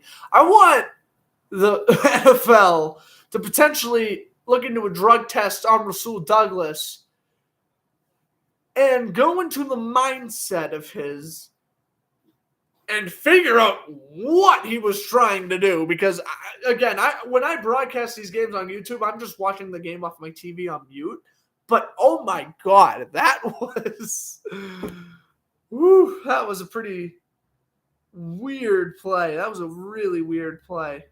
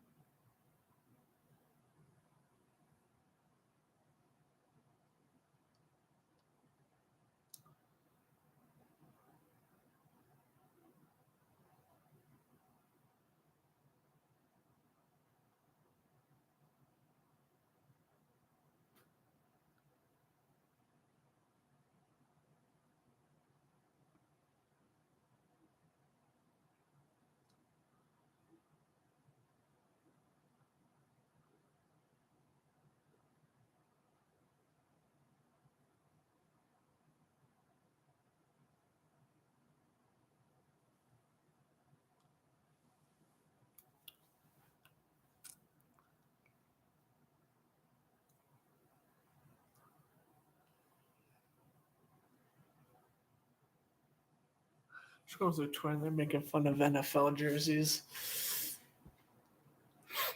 Oh my gosh. Unpopular opinion, I loved the color rush jerseys that the NFL used to wear.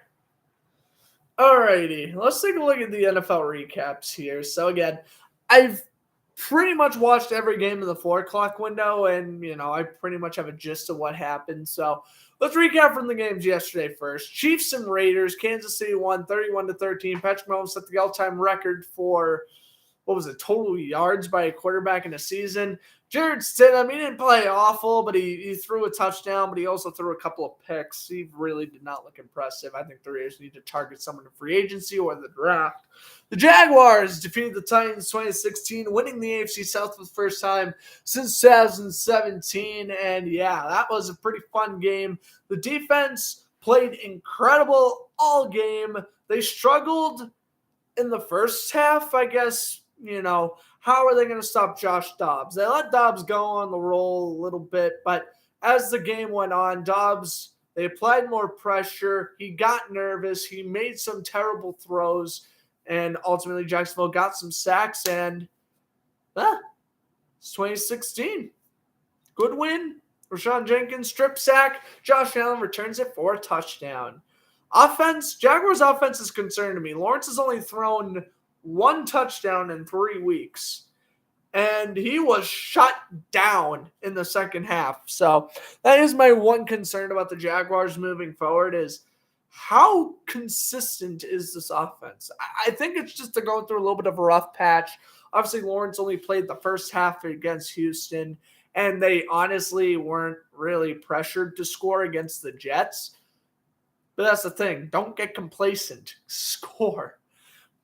All right, now we get on to the games from earlier today. The Texans relinquish the number 1 overall pick against the Bears. Well, against the Colts, they beat the Colts 32-31, their third win of the season. Bears have the tiebreaker over the Texans, which I am just realizing now, meaning that they're ahead of... Wait a minute, how does this work? Well, the Bears beat the Texans. Now I'm all confused, but apparently the Bears hold the number 1 pick. The Texans hold the number 2. My prediction... You guys are going to call me nuts, but the Indianapolis Colts purposely lost this game to the Houston Texans. They are going to trade with the Chicago Bears. They are going to acquire the number 1 overall pick and select Bryce Young, leaving the Texans with C.J. Stroud. That's my honest prediction. And just think about this. The AFC South next year could then have Young, Stroud, and Lawrence. 3 of like the top, 7 or 8 college quarterbacks in the past 5 years that we've seen. Incredible. All right. Nyheim Hines returned not 1 but 2 kickoff return touchdowns. The Bills clinch the 2 seed in the AFC. They eliminate the New England Patriots with a 35-23 victory. Desmond Ridder and Kyle Trask went at it for a little bit there. Desmond Ridder got his first career win with 2 touchdown passes. Brady played most of the first half. Blaine Gabbert played the third quarter. And then Kyle Trask got his first career NFL snaps in the fourth quarter. It didn't amount to much. The Falcons win 30-17. Tampa Bay will be the only team entering the playoffs with a below 500 record, as they currently sit at 7-9. The Bengals made Anthony Brown a living hell. The 27-16 win. Cincinnati will play Baltimore again next week in Cincinnati.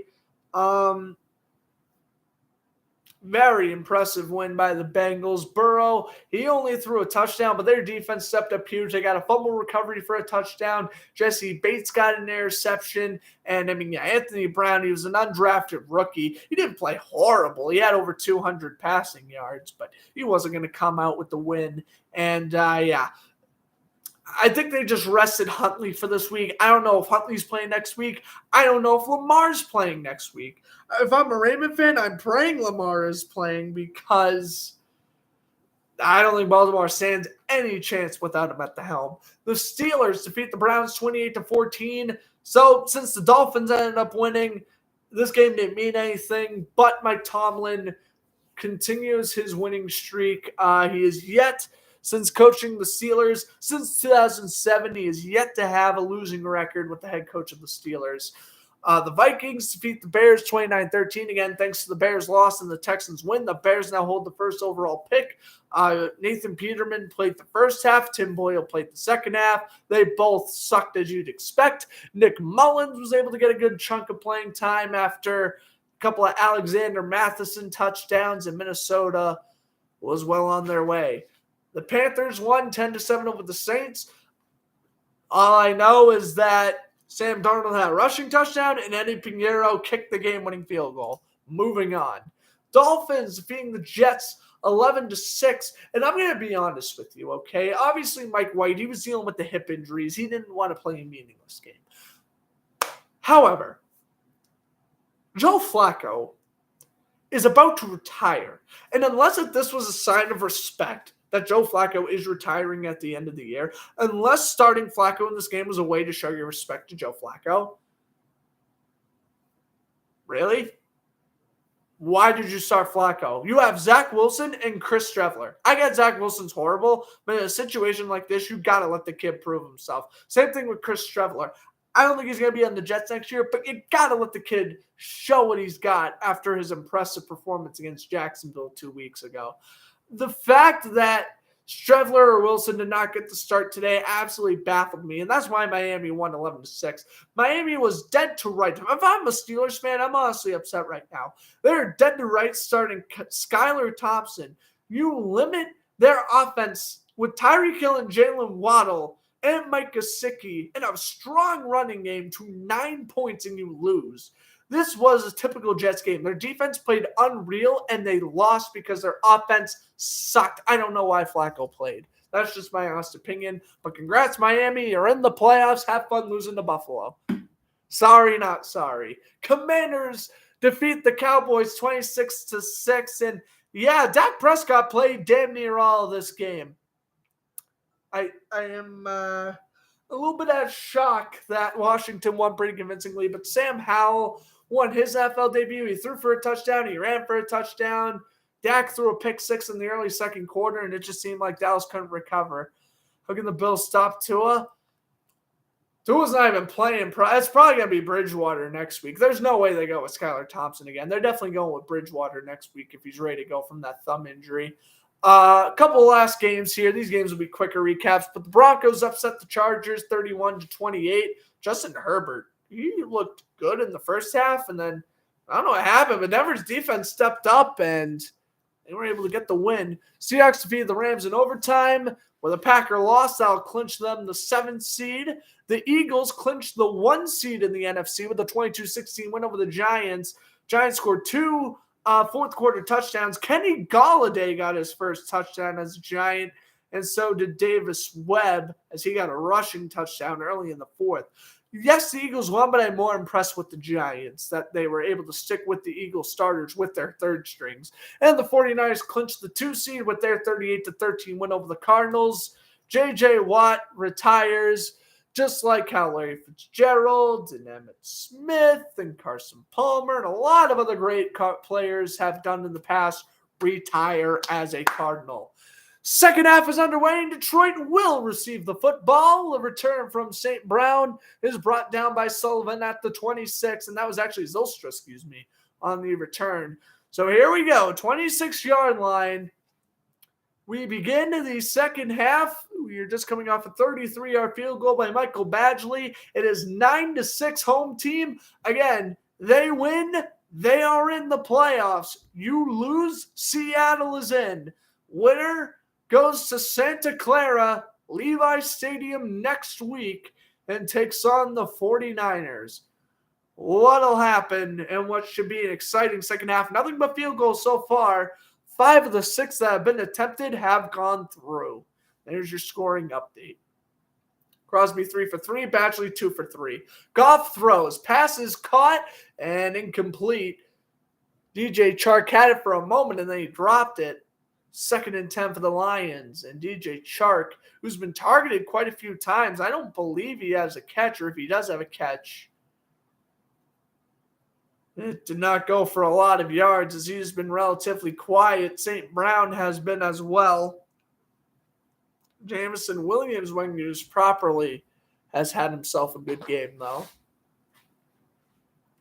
2nd and 10, Goff in shotgun with Swift as the running back. Goff pumps, rolls out to the right. He's going to run with it. Look at Goff slide. The gain of 5. 3rd down and 5. Of course, if Goff was to get his bell rung and he's got to step out of the game for a moment, Nate Sudfeld is the backup for Detroit. And, of course, for Green Bay, if anything's happened to Aaron Rodgers, Jordan Love will be the Packers' backup tonight, with Danny Etling on the practice squad. And a good pump fake by Goff, able to get some yards there. 3rd down and 5, ball placed at the 31. Goff audibles, empty backfield. Can't go 3 and out here if you're Detroit. Goff, Packers dial up the pressure. Goff throws low, and Chark with a drop. Did he hang on to it? I guess he did. Either way, he's short. It's either 4th and 5 or 4th and 1. Let's see. Oh, he bobbled it and caught it. Excuse me. Or that ball may have grazed the ground. I'm not going to lie to you guys. If that St. Brown catch back in the first quarter didn't count, I don't think that Chark catch should. That should probably be an incompletion. It's not, though. It's 4th and 2. And we will see the Jack Fox punt. I think this is his 3rd of the game. And Fox with a good boot. This one will land at the 16. Nixon, the return man, takes it to the 25 before he's tripped up by a plethora of white uniforms and silver helmets. So Detroit does go 3-0. Green Bay gets the ball, 13-13 to go in this third quarter. Well, also, if you're Green Bay, you can't keep Detroit in this game because they will take advantage the longer you keep them in the game.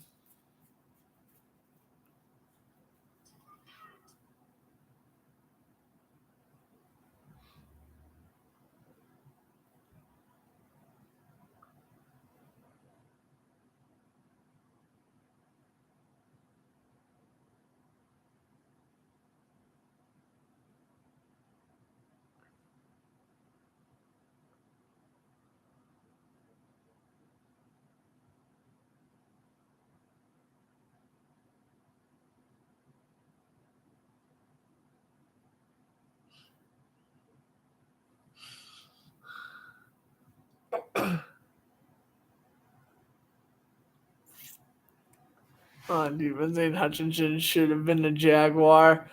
Yeah, he should have been, but he's not. Listen, though. Trayvon Walker's a good player. Hutchinson's a better player, but you know what? I criticized the Trayvon Walker pick at first. He's not bad. Hutchinson's better, but Walker's not bad. Plus, we kind of got Devin Lloyd in the later round anyway, so you know what? I can't really complain. I mean, Lloyd makes the Walker pick not as bad because we still drafted someone competent with our first round picks, so I'm fine with Walker and Lloyd. We needed help on the linebacker core anyway. Stupid Trent Baalke.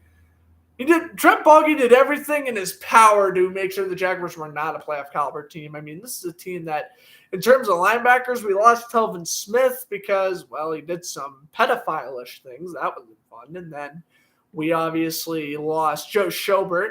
We traded him to the Steelers. Lost Myles Jack in free agency to, again, the Steelers. I don't know what's up with that, but yeah. If this linebacker core had Myles Jack still, we wouldn't have had to draft Lloyd, but I'm happy we did draft Lloyd, so it all worked out. And then Chad Muma, as you mentioned, very underrated for the Jaguars. Big contributor in the run stop. Yeah, and Hutchinson tonight, 2 sacks. Both. One in the first, one in the second. Can he make it a hat trick? Well, we shall see. 9-6 Green Bay. First drive of their second half. What's going to happen here in Lambeau Field?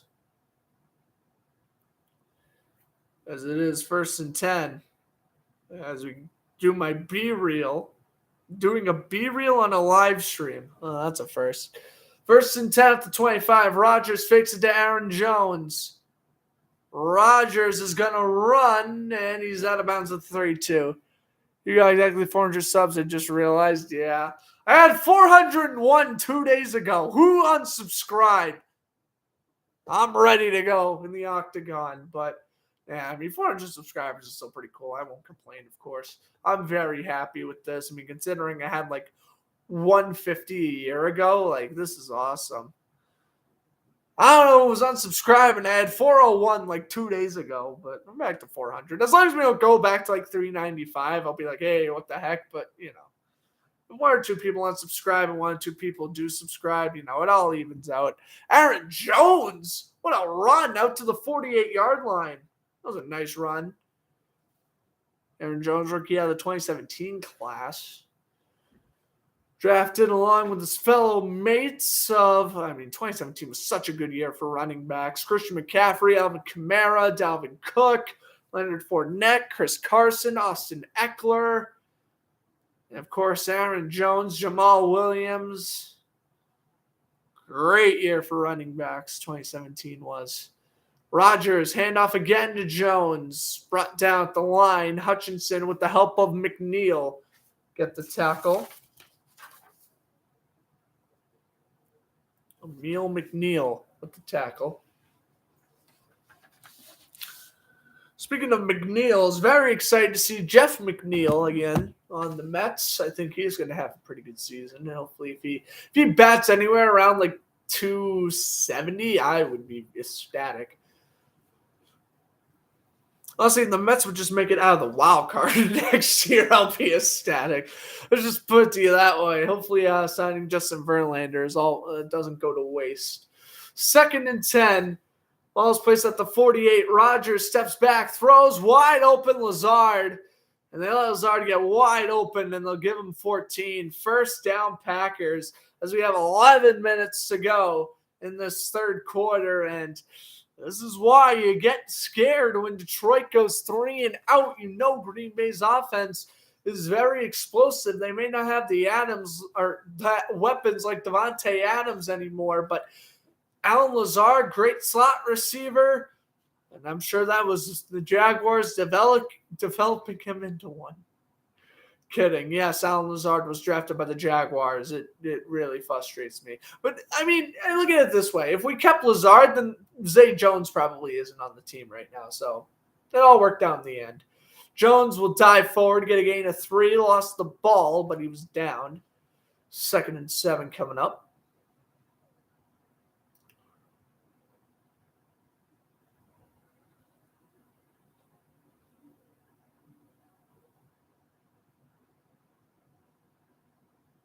Aaron Jones. The next shot trying to hurdle that Lion defender was Juju Hughes, was the man he was trying to hurdle. But instead he got walloped. Ball was placed at the 35. Rogers standing back at the 40, ready to take the snap. Rogers throws right sideline, passes tipped, and should have been picked. Joseph, how do you drop it? Oh my goodness gracious. Kirby Joseph knocks it away. And again, at least there'll be a pass deflection looking for Aaron Jones. You know, that's a 50-50 ball right there. That is either a Joseph interception or a Jones touchdown. Somehow we got the 5% chance of that being an incompletion, so it's 3rd and 7. Yeah, so far Detroit has only scored off of turnovers, indeed. Rogers, quick throw, and he underthrows the rookie Dobbs. 4th and 7, and we'll see if they'll attempt a long field goal with Mason Crosby. I think that's what they're going to try. Unless they go for it. Again, they kind of are in no man's land, so they might as well maybe try to. I would kick the field goal. Yeah, Rogers is coming off the field. Out comes Mason Crosby, I'd imagine. Yep. We've yet to see the punter, Pat O'Donnell, former Bear. This is his first year with the Packers. He is the holder. Packers long snapper is Jack Coco. Crosby is off the crossbar and no good. Crosby misses from 53. And the score remains 9-6. Good snap, good hold. Crosby, I mean, again, when you're kicking in these cold conditions, it's like kicking a brick off the crossbar and no good.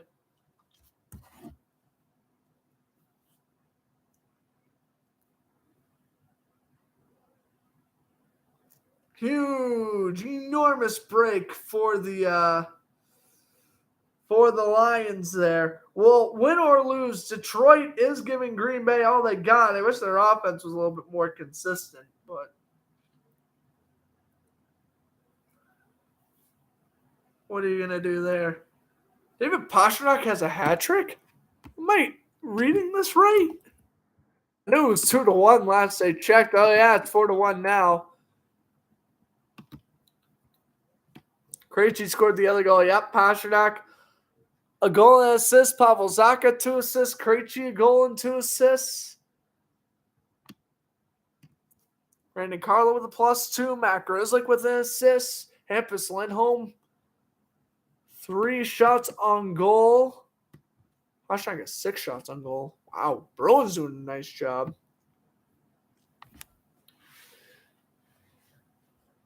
I mean, if the Packers and Lions weren't playing for a playoff spot, I probably would have honestly commentated Bruins and Ducks. I'm not going to lie to you. But If, like, for example, like last Thursday when I broadcasted Cowboys Titans, like if the Bruins were on that night, I would have commentated the Bruins over that game. Like, you get my point. But NFL, I like to, when the NFL season's on, I like to use that as its priority because obviously there's less games. And usually NFL does get me way more views than the NHL does too. That's a little bit of that. I'm not going to lie to you. That's a little bit of the reason why I do so much football. But still, I think the Bruins could stop winning games now. Nah. They need to win their 32nd game tonight. 32nd. Oh, God.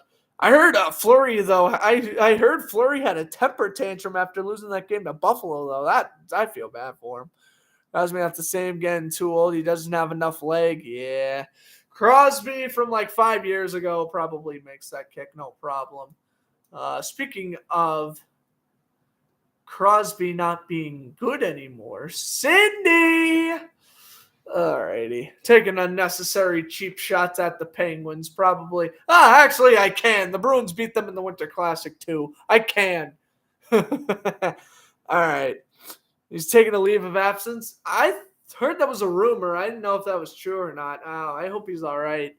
Here's the handoff. Jamal Williams getting 13. A nice way to start off the drive for Detroit. Take a look at this blocking and look at Williams go to the right side, able to bounce away, and a great tackle there from Amos, but Williams with a great carry. Have you ever been sad after a Kings game? I mean, when the Bruins beat the Kings in the shootout, I relatively didn't care. And then when the Bruins beat the Kings the other night, honestly, I was happy to see Trent Frederick score 2 goals. Goff, end zone shot. It's caught! Down at the 1! Calais Raymond! Play action has been Jared Goff's best friend this season. 43-yard hookup. Look at this and look at the route run by Josh Reynolds. He is going to do a fantastic job outrunning the safety. Goff does a nice job rolling out to the left. Reynolds running to the right. Blazing speed past Rudy Ford, and it's 1st and goal. Handoff. Williams, touchdown! The Lions are in front for the first time tonight. Jamal Williams, his league-leading 16th rushing touchdown of the year. And you see Green Bay, they're sitting around. They aren't scoring the necessary points, and now Detroit capitalized off 2 fumbles. They now capitalize off a missed field goal. Good handoff to the right. Great blocking. Rasul Douglas cleared out of the way by Jackson. And Jamal Williams now 16th rushing touchdown, able to score against the team that drafted him. Good snap, good hold. Badgley's right down the middle. It is now 13-9. The Lions lead by 4.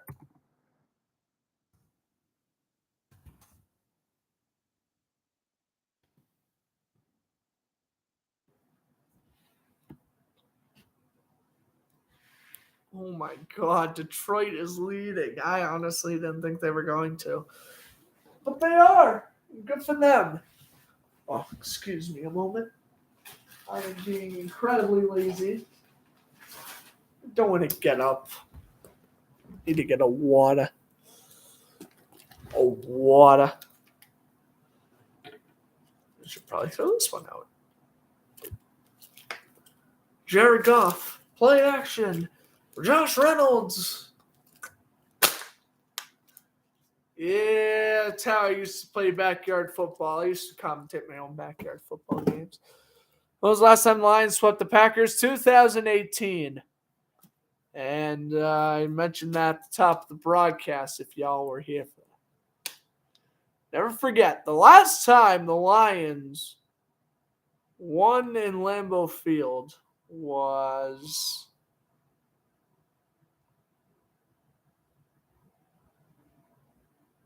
2018. That was when Pat McAfee commentated there. 31-0 beatdown.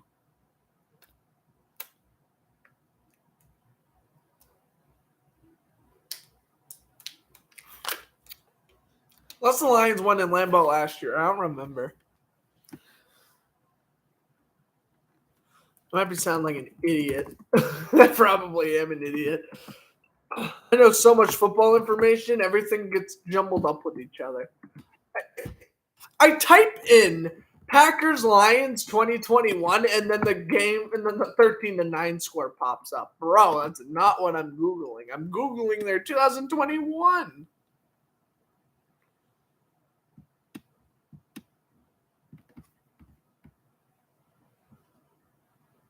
That's stupid. Whatever. I guess I don't know. That was 2018. Let me go through the years. It wasn't last year. It wasn't the year before. It wasn't 2020. It wasn't 2019. It wasn't 2018. Actually, I think it was 2018. 2017? I know Detroit won the Detroit game in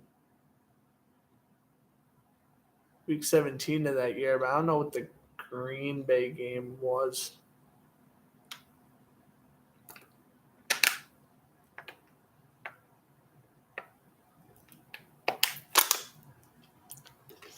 In 2017, I was too invested in the Jaguars. I mean, because of course I was. Nixon, up to 16.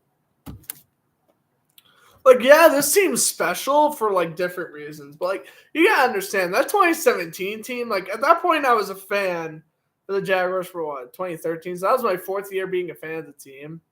Like, they were bad in 2016. And, like, just to go to the AFC Championship out of nowhere, that was just so nice. I honestly thought that we were going to lose to the Steelers that year. I knew when we were playing Buffalo in the wild card, I knew we had that in the bag. But against the Steelers, I was pretty unconfident. Well, dropped 45 points on them.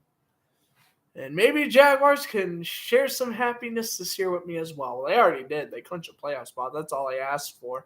Rodgers incomplete. I mean, whether we lose to the Chargers next week or not, I'm still going to be happy. It was still a successful season. We made the playoffs when we weren't supposed to, so. Fine by me, as we have a 2nd and 10 coming up here for the Packers. Sorry, Kyle. I'm bragging about my team in the playoffs, but your team might not make it. I hope they do. Come on, Detroit. I want Detroit to hold on to this lead so bad. The city of Detroit just deserves to see a winning record at something. The Pistons, Red Wings, and Tigers are all bad. Like, at least the Lions are showing promise right now. Under center, Rodgers under duress, and Hutchinson almost got there. Instead, Lazard will get 7. What's Wisconsin looking like right now? The Brewers are like average. Oh, the Milwaukee Bucks are great. They don't have a hockey team. But the Milwaukee Admirals, the Predators minor league affiliate, I don't know the record, but I do know that they're an AHL team. 3rd and 3. Rodgers throws down the middle, and that was separation used to Alan Lazard's advantage. A gain of 5, 1st down. Love a Seattle Twitter page just tweeted one amazing throw. Seahawks fans are Lion fans for the next hour and a half here.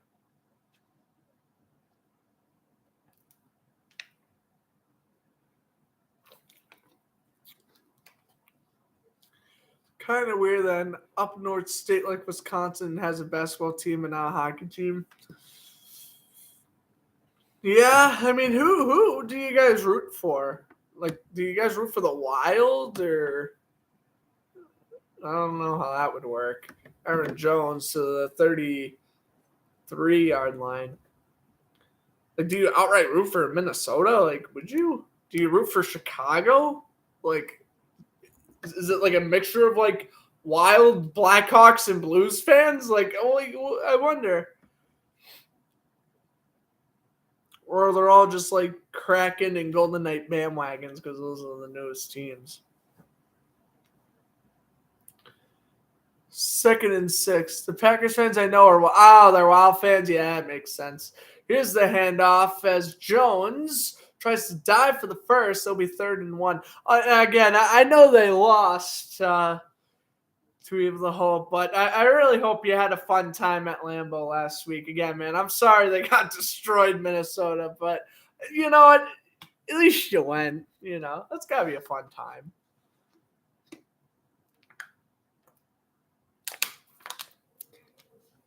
What was like the best NFL game you've attended, though? I'm curious because obviously you've been around the block. You've definitely been to more games than I've been. I've only been to one preseason game.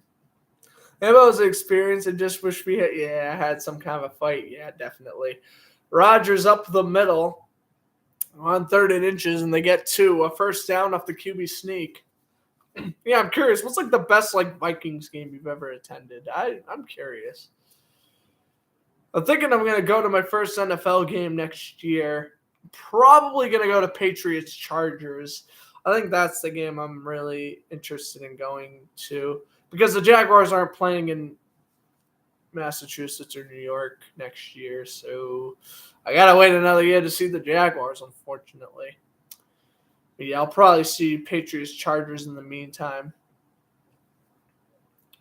1st and 10 at the 41. Play fake to Dillon. Rodgers down the right side. Watson hauls it in at the 13. And he's going to get a pass interference call.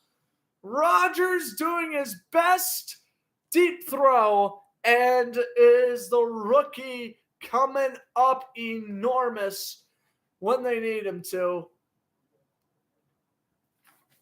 Huge play by Watson. He burnt Amani Okonye. If I'm pronouncing that correctly. Oh, no. Onwunire. Whoops. Favorite Vikings game is Blair Walsh against the Seahawks. Of course it is. Honestly, though, my favorite Vikings game, I mean, they are technically my NFC team, so, like, I do have a couple of moments with them, but yeah. It's either 2019 when they beat the Saints in overtime or that game against Buffalo this year. Because, you know, I'm not, like, a diehard Vikings fan, but, like, they are, like, usually in my top 3 teams. So, yeah. Aaron Jones, the handoff in a gain of 2. So, like, I have my Vikings moments, but, yeah, probably those two. The really Bills game this year. It seems like the best by far. Yeah. I bet I try to bring up heartbreaking memories for you, but that game was crazy. But do you think that if they beat the Saints in 2009, do you think that would have been the best Vikings game you ever watched? I personally think if they won that game, that would have been – if Brett Favre didn't throw a stupid interception, you guys win that game, and that is probably the best game in history.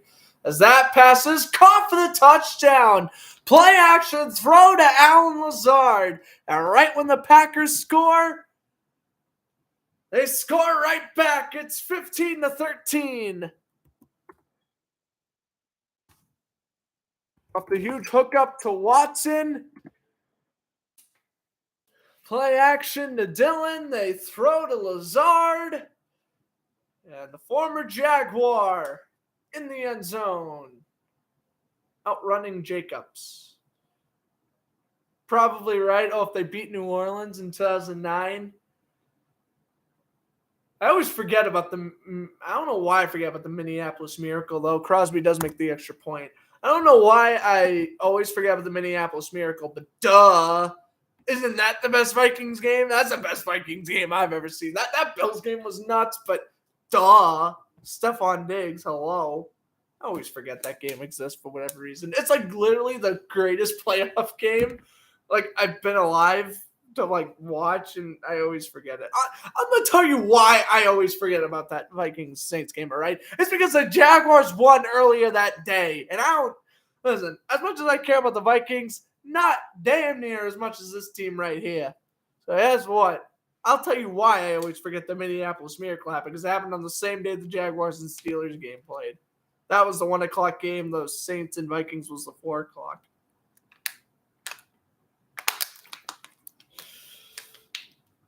That's my excuse for always forgetting the Minneapolis Miracle existed, is because, like, even when Diggs was scoring that, like, I'm not going to lie to you, like, up until Diggs scored that touchdown, like, I was still not over the fact that the Jaguars beat the Steelers. And then obviously that play, I was like, oh my God, that happened. Like, wow, Stephon Diggs. Yeah, fun look up Saints fans' reaction. Oh, yeah, to the Minneapolis Miracle. Yeah, I've seen a couple of those videos before. Yeah, I've seen all those. I've seen Saints fans at the Minneapolis Miracle. No offense, but I've seen Vikings fans after the Blair Walsh miss. I've seen Seahawks passing the ball at the 1. I've seen there's surprisingly not too many Jaguar and Patriots. Not too many Jaguar fans reacting to the Patriots loss.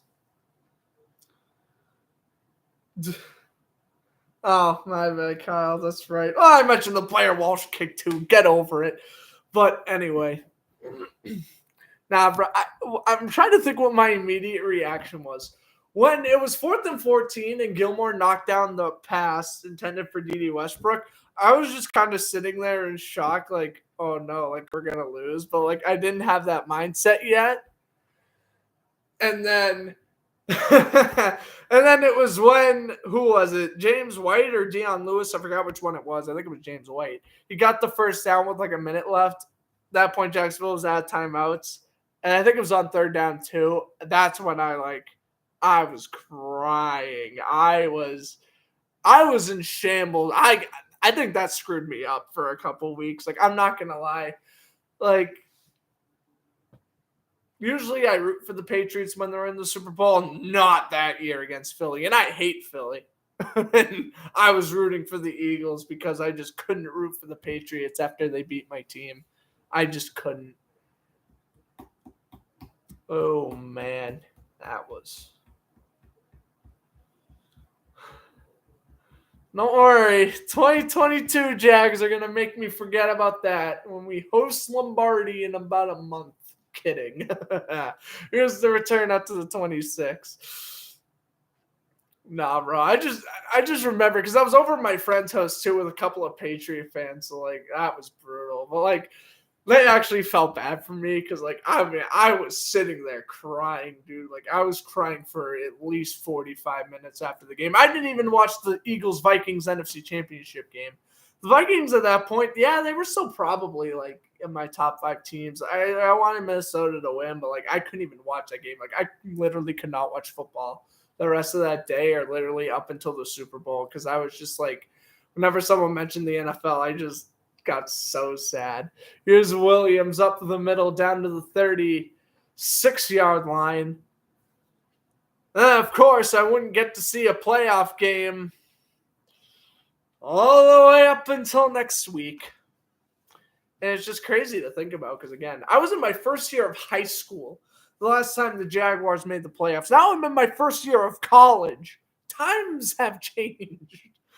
And not just the players on the roster, because the only ones that are left from that 2017 team, I'm pretty sure it's just DeJuan Smoot and maybe one other person. Here's Jared Goff. He throws, and it's incomplete, and Jameson's got to hold on to that one. 3rd and 5 coming up for Detroit. Most crying I've done was the Super Bowl loss in the divisional round to the Packers in 2019. I got the Super Bowl 49, but which game against the Packers? And that was 2019. No offense. I remember broadcasting that game too. No offense. I knew Green Bay was winning that game, so I'm sorry that you were crying. But I kind of sensed Green Bay was winning that one. In Marshawn Lynch's last ever game. That was another game I broadcasted. My God, I'm old broadcasting all these 2019 games. Goff throws in the dirt. Intended for the tight end, and it's incomplete. Shane Zystra was on the attempt, and there's another 3 and out for Detroit.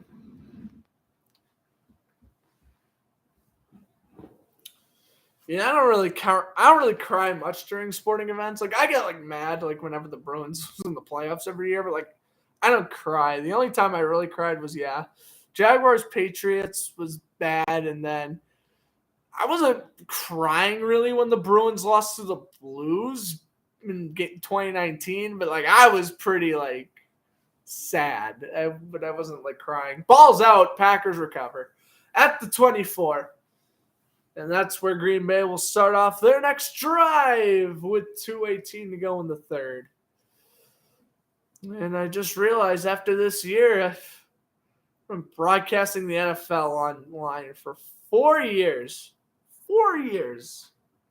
It is surreal. I remember doing this when in 10th grade, I decided, it'd be cool if I broadcast sports games online. And went on Sportscaster until about 2020. And then I switched to YouTube full time in early 2021. And,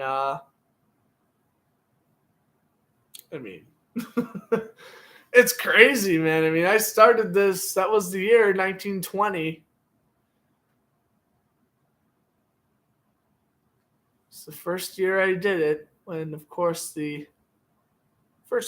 when was the first NFL game I broadcasted? I think it was. It had to be Bears Packers week 1 from that year, the Thursday night game. I do remember calling that game. And that was where commentating games online was born. I did a couple preseason games, but not really count those. Aaron Jones, all the way down to 31. That's a video I've wanted to do for a long time. Like, count down like the top 10 games I've ever broadcasted on the channel or online, because they all haven't been on the channel. Like, for example, Vikings and Saints from the 2019 playoffs isn't on the channel. As David Bakhtiari, Pro Bowl left tackle, gets called with a rare hold. Yep. He held John Kaminsky there. I'll back him up 5.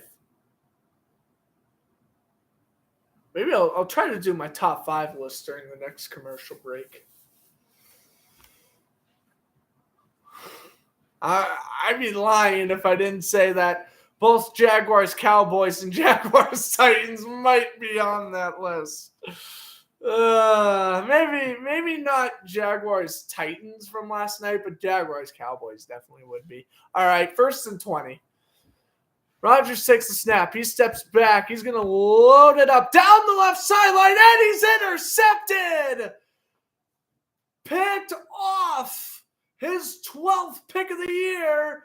It is going to be Kirby Joseph, the strong safety, on the interception. There is a flag, but that happened after the play. This turnover is going to count. Yeah, now he just punched Stuffing Yell. Yeah. I'll never forget that Josh Jacobs game against Seattle this year. The second Jacobs, he was at the 20-yard line and you were already out of boomers. I was like, I feel so bad. All right.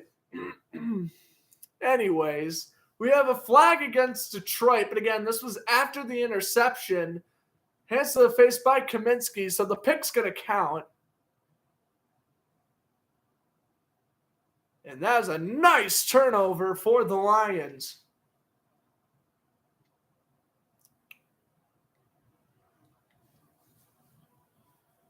And look at Aaron Jones. I thought it was Aaron Jones was the intended receiver. I didn't want to say it until I knew for sure. And that was a nice interception by Joseph.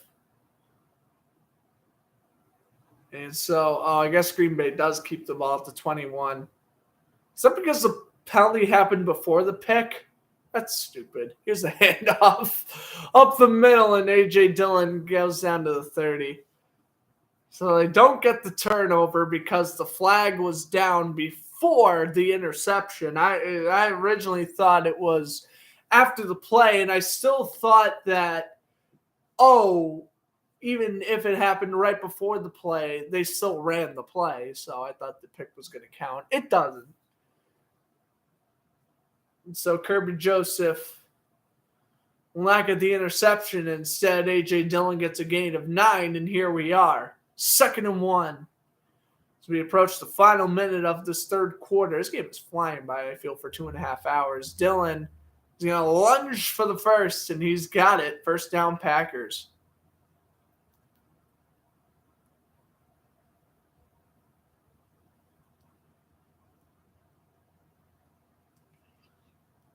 (16-11), the first down's in favor of Green Bay.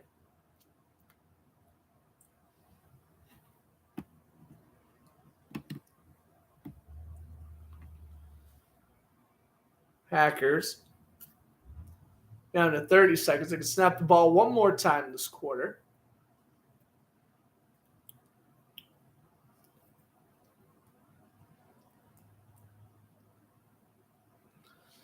Just get it off. Here's the handoff. Dillon to 36, and so that's how the fourth quarter will end. It is 16-13. The Packers.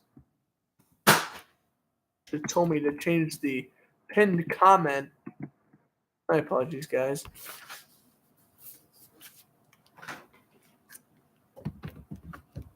All right.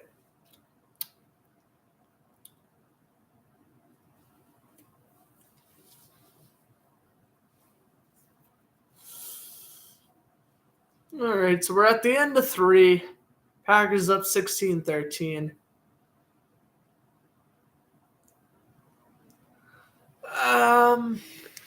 We'll see.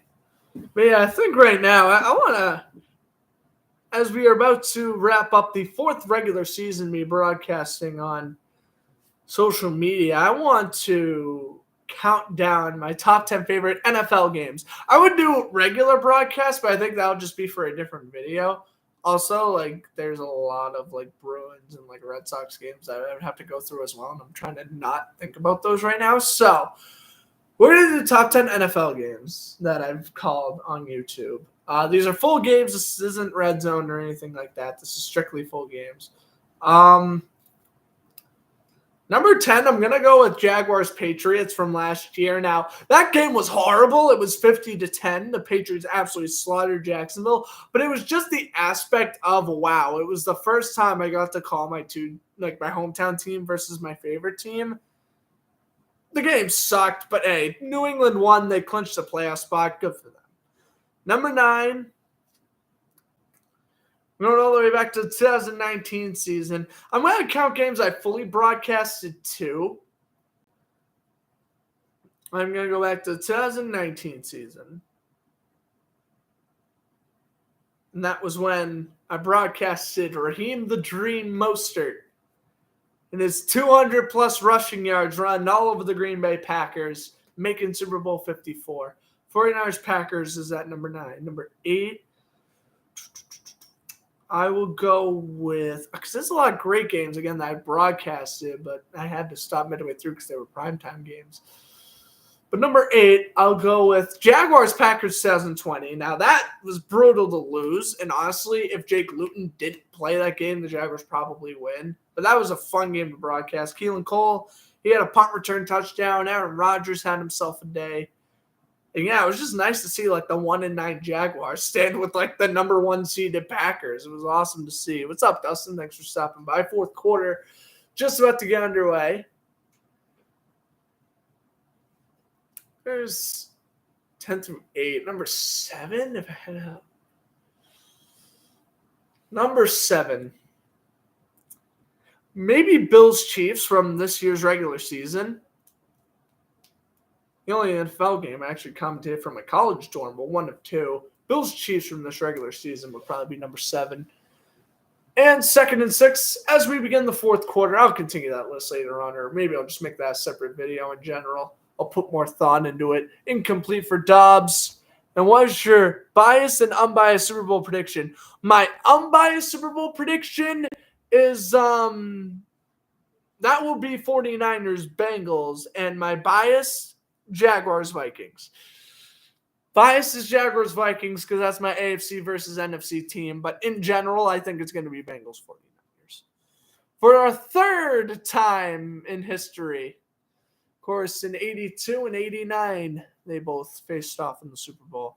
That'll be interesting, too, see if Cincinnati can actually make back-to-back Super Bowls. We will see. Playoffs are going to be fun. I think they'll take care of Baltimore next week, but shall be determined on that. Rodgers on 3rd and 6. He gets brought down after a 2-yard run.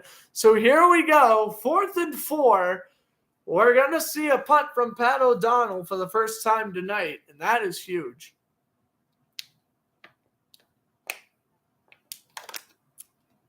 Detroit is only down by 3.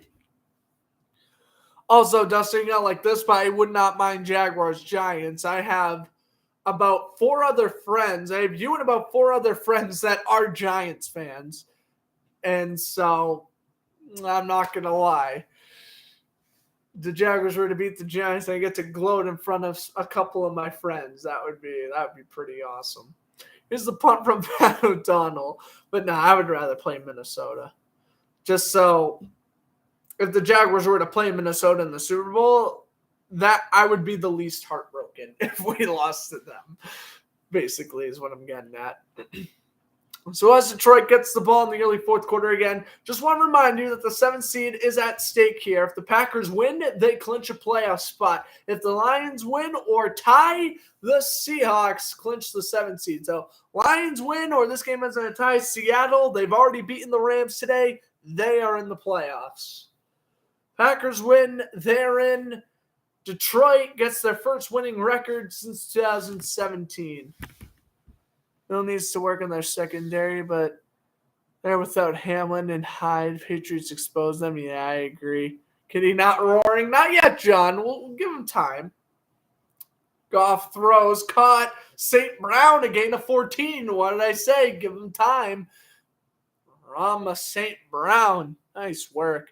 Yeah, I know the Bills need help in their secondary. They just released Xavier Rhodes, funny enough. But yeah, we'll see what happens with them. I wouldn't worry about the Bills too much. But yeah, I am concerned the next time they play the Bengals. Like, barring a freak accident, they're going to be playing the full game next time. And I do think Cincinnati will win, as Williams gets a gain of 11 and another first down. I did pick Cincinnati to win that game, and they were, of course, up 7-3 before the freak incident. Of course, praise to Damar Hamlin. I'm glad he's doing significantly better now. Obviously, he's no longer in the breathing tube. He can speak. He's been posting on social media the last couple of days.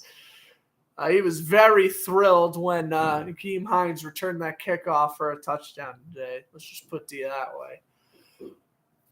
12:45 and counting, 4th quarter here in Lambeau Field. 16-13 Packers lead. Handoff up the middle. Williams ripping off tackles to the 42-yard line. Making it 2nd down and 3 for Detroit. Look at Williams. He's fired up. He has the only touchdown tonight for the Lions. The only touchdown tonight for the Packers, Allen Lazard.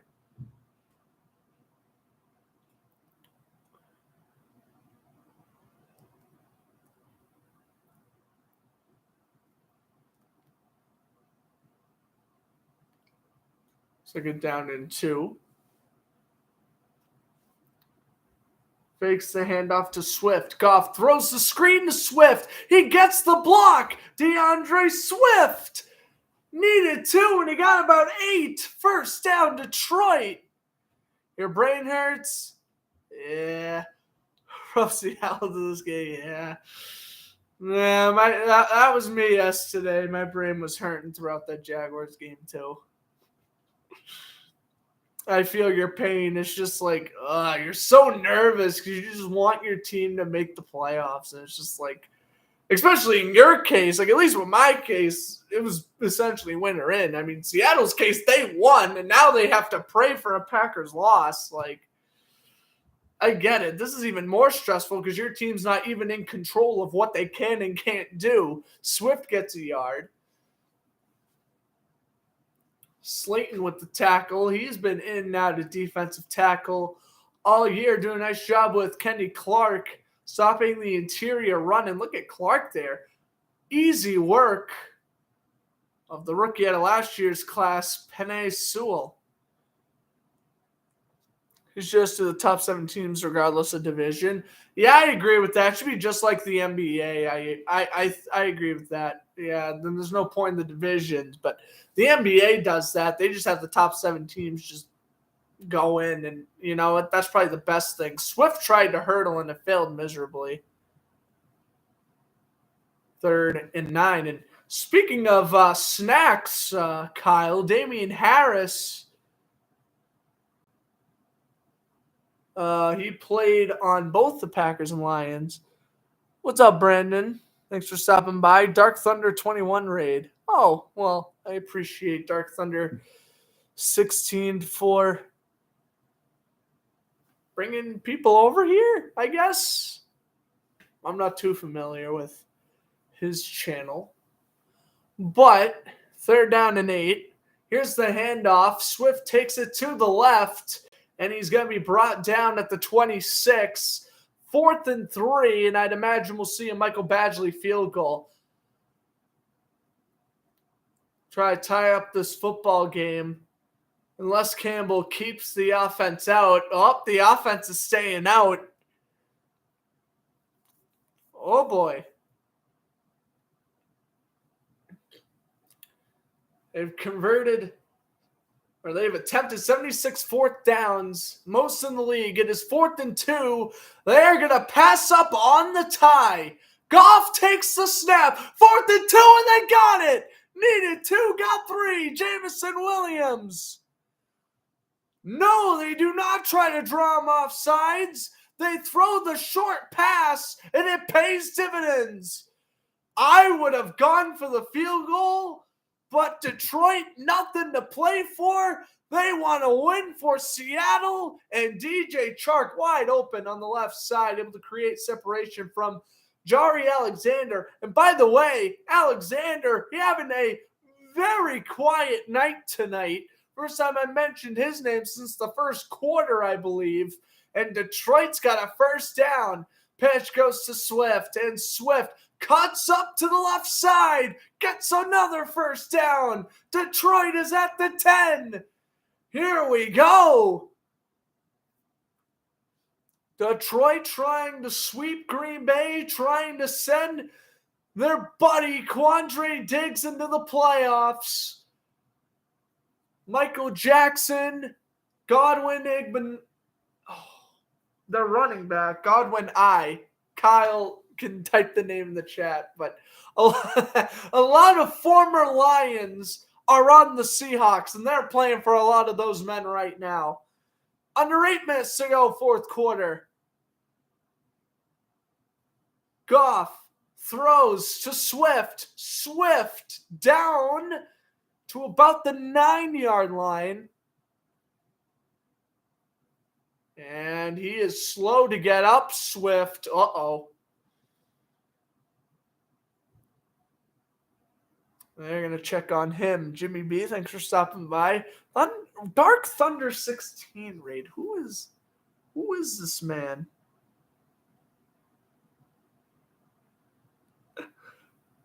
On YouTube, I'll go give him a raid. I'll go put his link in the chat, and we can kind of trade off raids here. Patriots fan. Yeah, let me look this up here. Dark Thunder 16. Well, I appreciate him sending peeps over. Yeah, that was a cheap shot by Campbell. Ouch. Oh, here he is. 379 subscribers. Oh, I apparently am subscribed to him. Oh, that's cool.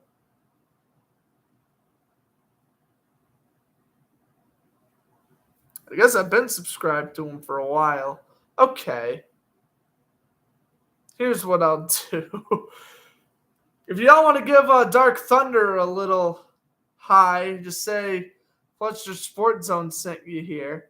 Yeah, I guess I've been subscribed to his channel. Well, there's his link. So if you want to go check him out, hopefully that sent in the chat. I hope it did.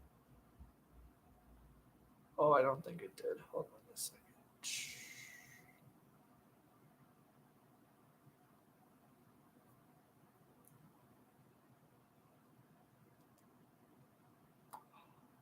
Might have to. Yeah, so this is a cheap shot. And look at this. And now Walker pushes another Lion after the play. That is ridiculous. Why are people acting silly? I don't understand. I don't get it.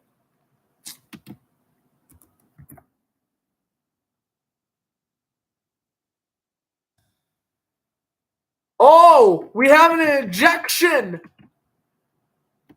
That is crazy. Yep. We have an ejection. Quay Walker, the rookie's out of here. And look at this. He pushes a Detroit Lion. Was that a medical player? A medical, that is awful. I don't understand why he would do that.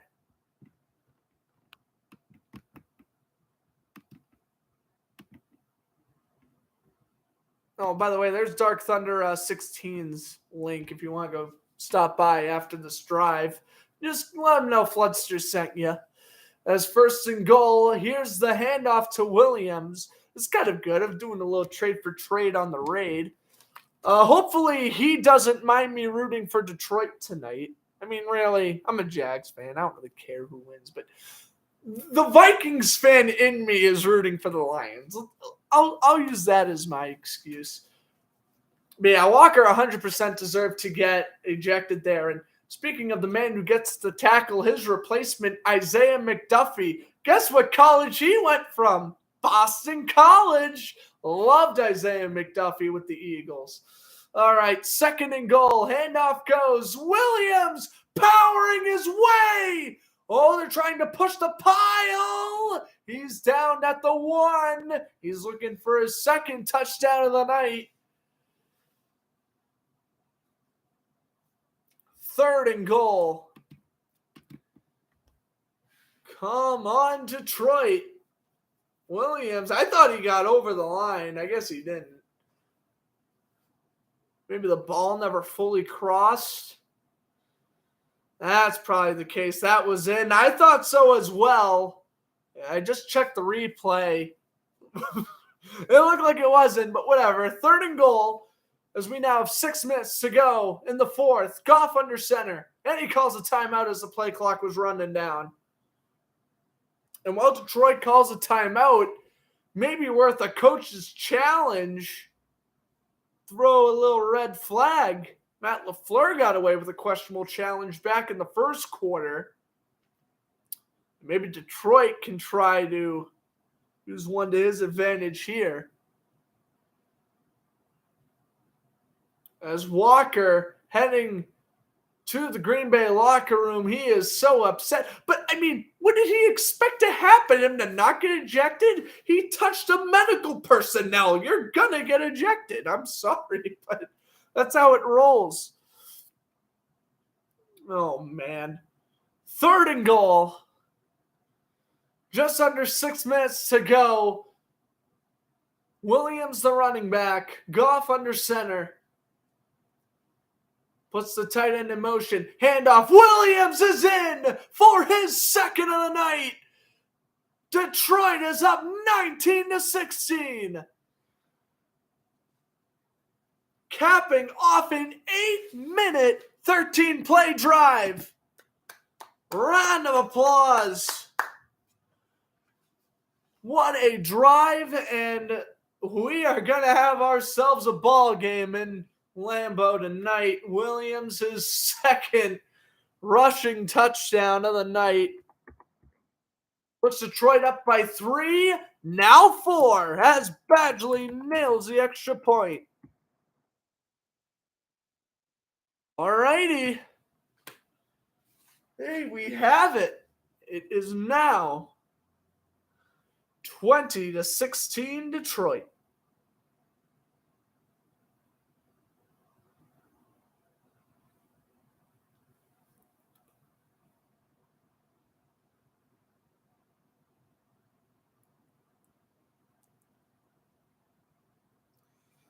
Okay.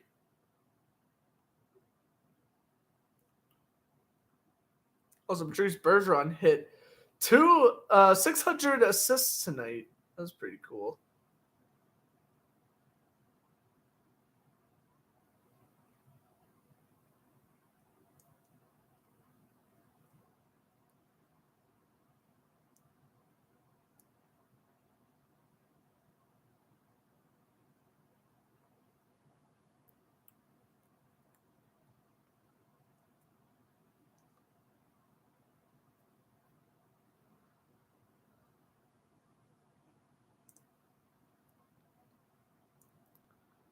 Okay. The Lions stop them. You going up against Aaron Rodgers. Here we go. If this defense wants to take that extra step forward, here's your chance.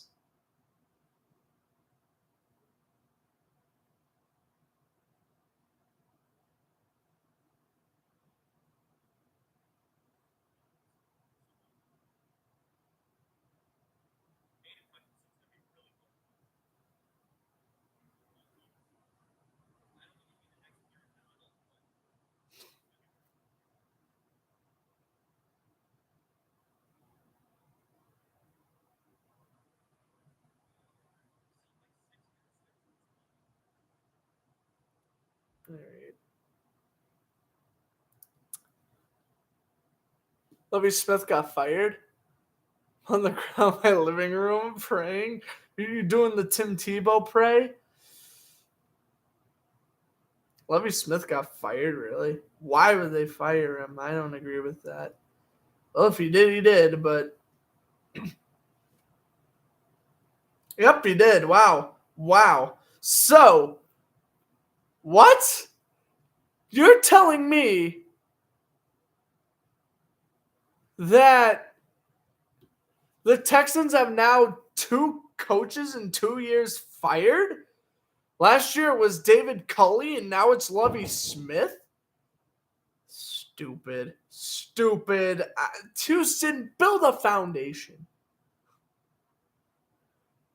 Here's the return from Nixon all the way out to the 20 where he's hit by 2 white uniforms with 5:48 to go in this one. Yes, Kyle, this is obviously going to be a Floodster Sports Zone post. This is the ending of this game, no matter what happens. It's either the Packers are in the playoffs or the Seahawks are in the playoffs. This is definitely going to be a post, so don't you worry about that. This isn't college where I might not want to post something. This is a definite. And I'll post Lovie Smith next commercial break. Thanks for informing me about that. Win the game we should have lost. Yeah. Alrighty.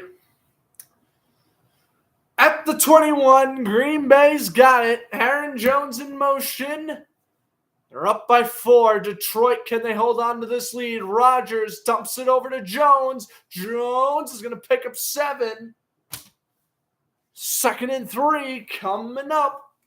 As we now have 5.5 minutes to go in this fourth. Man, I ain't even a Lions fan or a Packers fan. I'm getting stressed watching this. Woo. Kyle, I think it's because of you. No offense. I never cared about the Seahawks like before the season, so I'm being honest. You got me rooting for Detroit right now just to help you out. I mean, I would rather want the Seahawks to make the playoffs over the Packers anyways.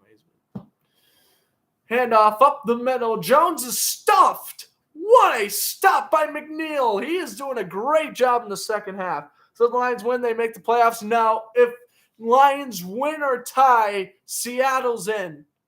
The only way Seattle is not in is if Green Bay wins. Then obviously Green Bay is in the playoffs. Detroit is eliminated because of Seattle's win against the Rams earlier today. The Lions are out of the playoff race.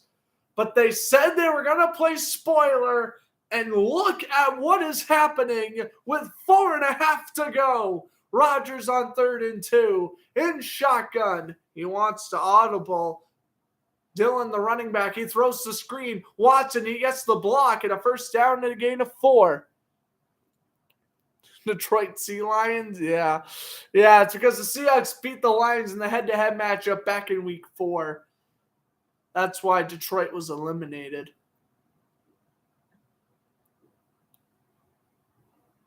Bruins got a touchdown. They scored 7? I knew they scored 4. I know that Pastrnak got a hat trick. Really? That is crazy. Bruins are going off tonight. Is John Gibson in net? He probably is. I don't know why they wouldn't start Gibson against a great team like the Bruins. Watson in motion. They fake the pitch. Rogers throws down the sideline and he overthrows Alan Lazard. 2nd and 10. The question is, the Packers have 3 timeouts, but the question is, do you still go for it on 4th and long? If a 4th and long situation was to occur, what do you do here? Bruins are doing better than the Patriots this season? Oh, tell me about it. That game was brutal today. Mac Jones with the 3 interceptions. I was going to commentate that game, Patriots-Bills. I mean, yeah, calling the 2 Hines kickoffs would have been cool, but other than that, I'm very happy I avoided that one and doing this game instead. Rodgers 2nd and 10 in shotgun. Throws off the back foot, and he couldn't complete the pass to Dillon. 3rd and 10. Oh, boy. Here we go. And good pressure up the middle.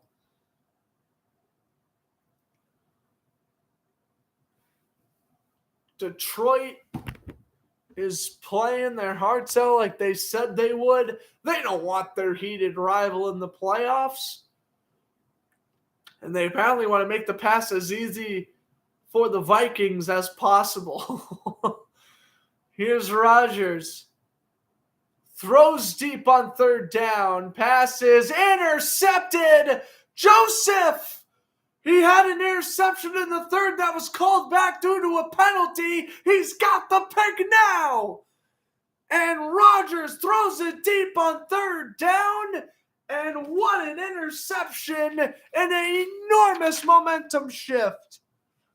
Kirby Joseph grabs the interception.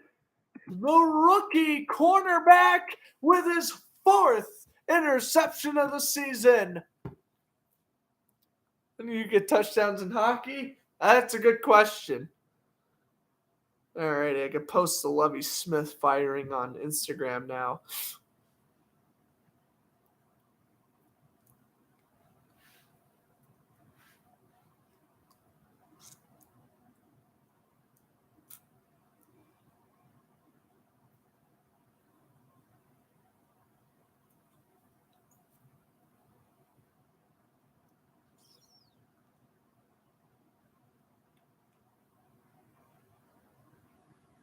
Friend is spamming me texts. Dude, do you not know I'm commentating? I'm not responding until this game ends. Sorry, that's just how it rolls here. That was a flag. Yeah. That was a good job by Joseph. It would just be in the right place at the right time to get that interception.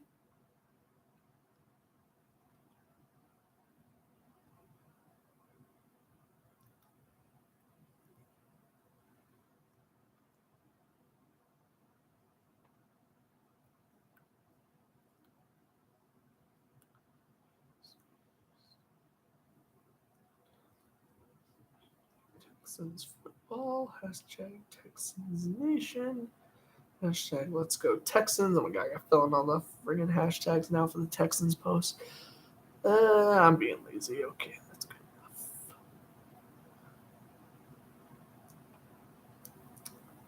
Yeah, I'm late on the Lovie Smith post. I know I am. I'm busy broadcasting games on YouTube. You think Aaron Rodgers is having a rough game? That's like what? The 2nd or 3rd interception that Kirby Joseph has gotten? This one finally is not getting called back. Rodgers has been playing terrible. And that's because Detroit's defensive line is just going off right now.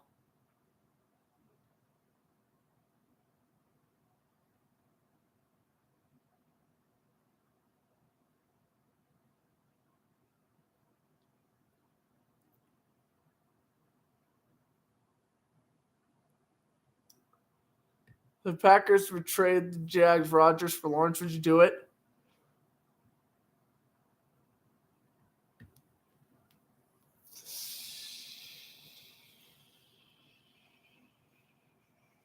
That's a good question.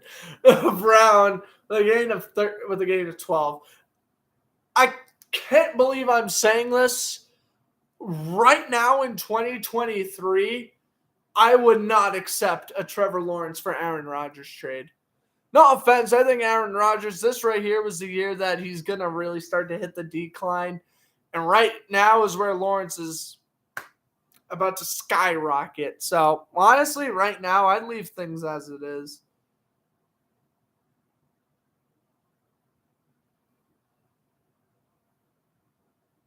And yeah, I do think that this is a catch by Amon St. Brown.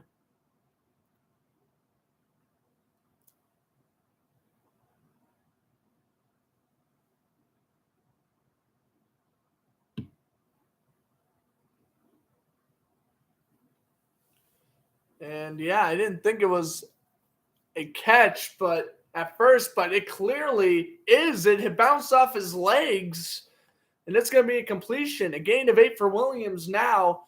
Yeah, it definitely was a catch. Wow. I mean, that's just great concentration by St. Brown.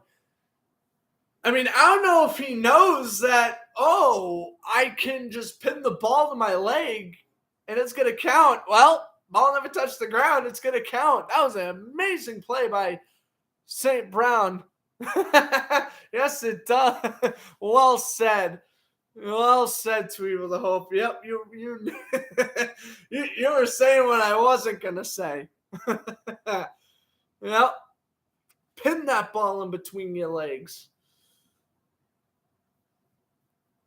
Detroit with a Green Bay timeout, as they have just called. They're down to 2.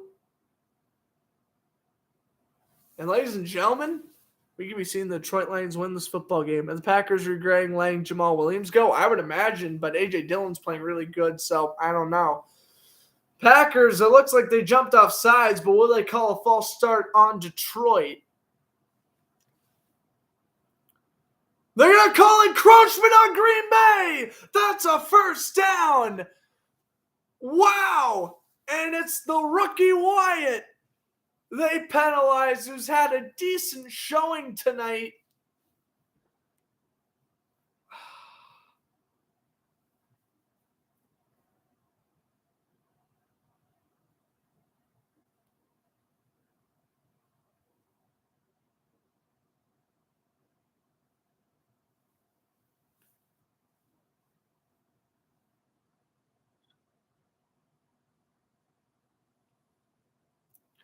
Second down and 1. Goff under center. Handoff goes Williams. That's a first. They got count forward progress. That's a first. Wow. This is incredible. Maybe I can work for the Athletic eventually. We'll see. Hey, I'll replace Mike Tirico. Hire me, NBC. Why did they accept the penalty? No idea.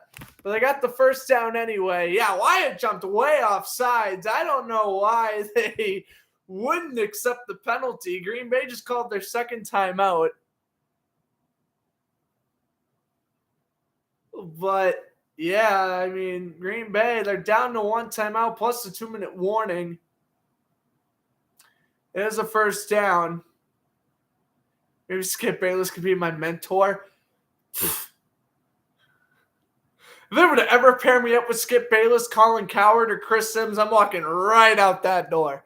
First and 10 at the 24. Handoff goes Jamal Williams. Right down to the 22. Or Dan Orlovsky. I mean, I don't like Dan Orlovsky as an analyst, but I wouldn't pass up a broadcasting chance just because of Dan Orlovsky. Chris Sims, he annoys me. He's just brain dead, respectfully. I just would not agree with his opinions. Skip Bayless is soulless. He doesn't even care if Damar Hamilton died on Monday. He just he wanted that game to finish. Ugh, idiot. And then Colin Cowherd, I just wouldn't get along with him, I feel. No, like in Sims, though, it's Phil Sims. Pair me up with Phil Sims all day. He predicted Kellen Mond's a future Hall of Famer. Yeah, how's Kellen Mond doing on the Browns practice squad? Yeah, that's why I thought he was good at running out of the end zone. Yep. 2nd and 7. Goff throws the screen. St. Brown. He's going to be brought down. Flag. And Green Bay signaling it's against Detroit. I didn't see why there would be a flag, so. Holding on Detroit. Okay. So that's going to be a loss of 5. Holding in a situation like this is crazy. James Mitchell, rookie tight end, gets called. Well, he shoved Savage to the ground. Yeah, running the ball and waste clock. Yeah, I get that.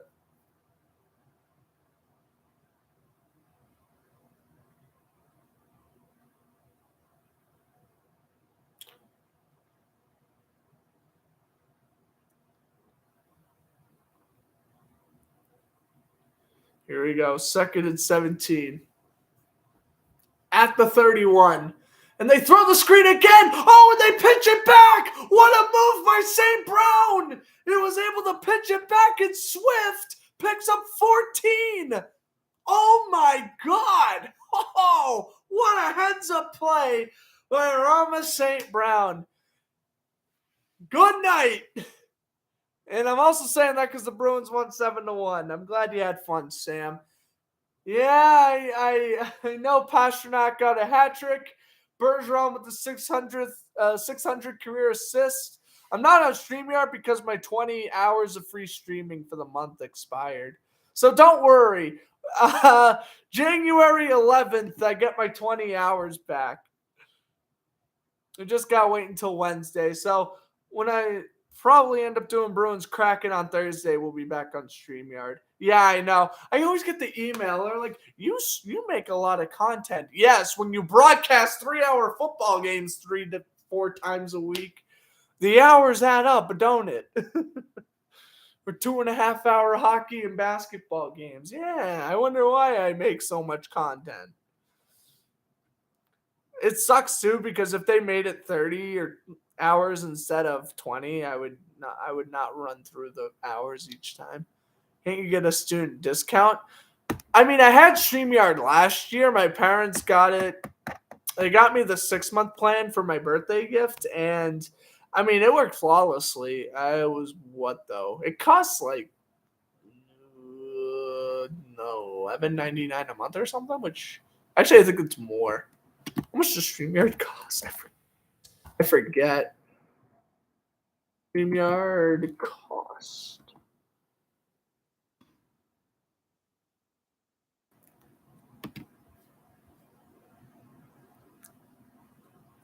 $20 a month? Oh, jeez. Yeah, $20 a month. Or $39 a month. No, I did the $20 a month. Should be free. I agree. Exactly. Like, bro, they're sending me emails like, you make a lot of content on StreamYard. Like, bro, shouldn't you be giving me free hours because I use your platform? I mean, whatever. I'll go on YouTube Live. Like, it sucks. I have to pin the score to the comments instead of, like, having it on the screen. But, I mean, whatever.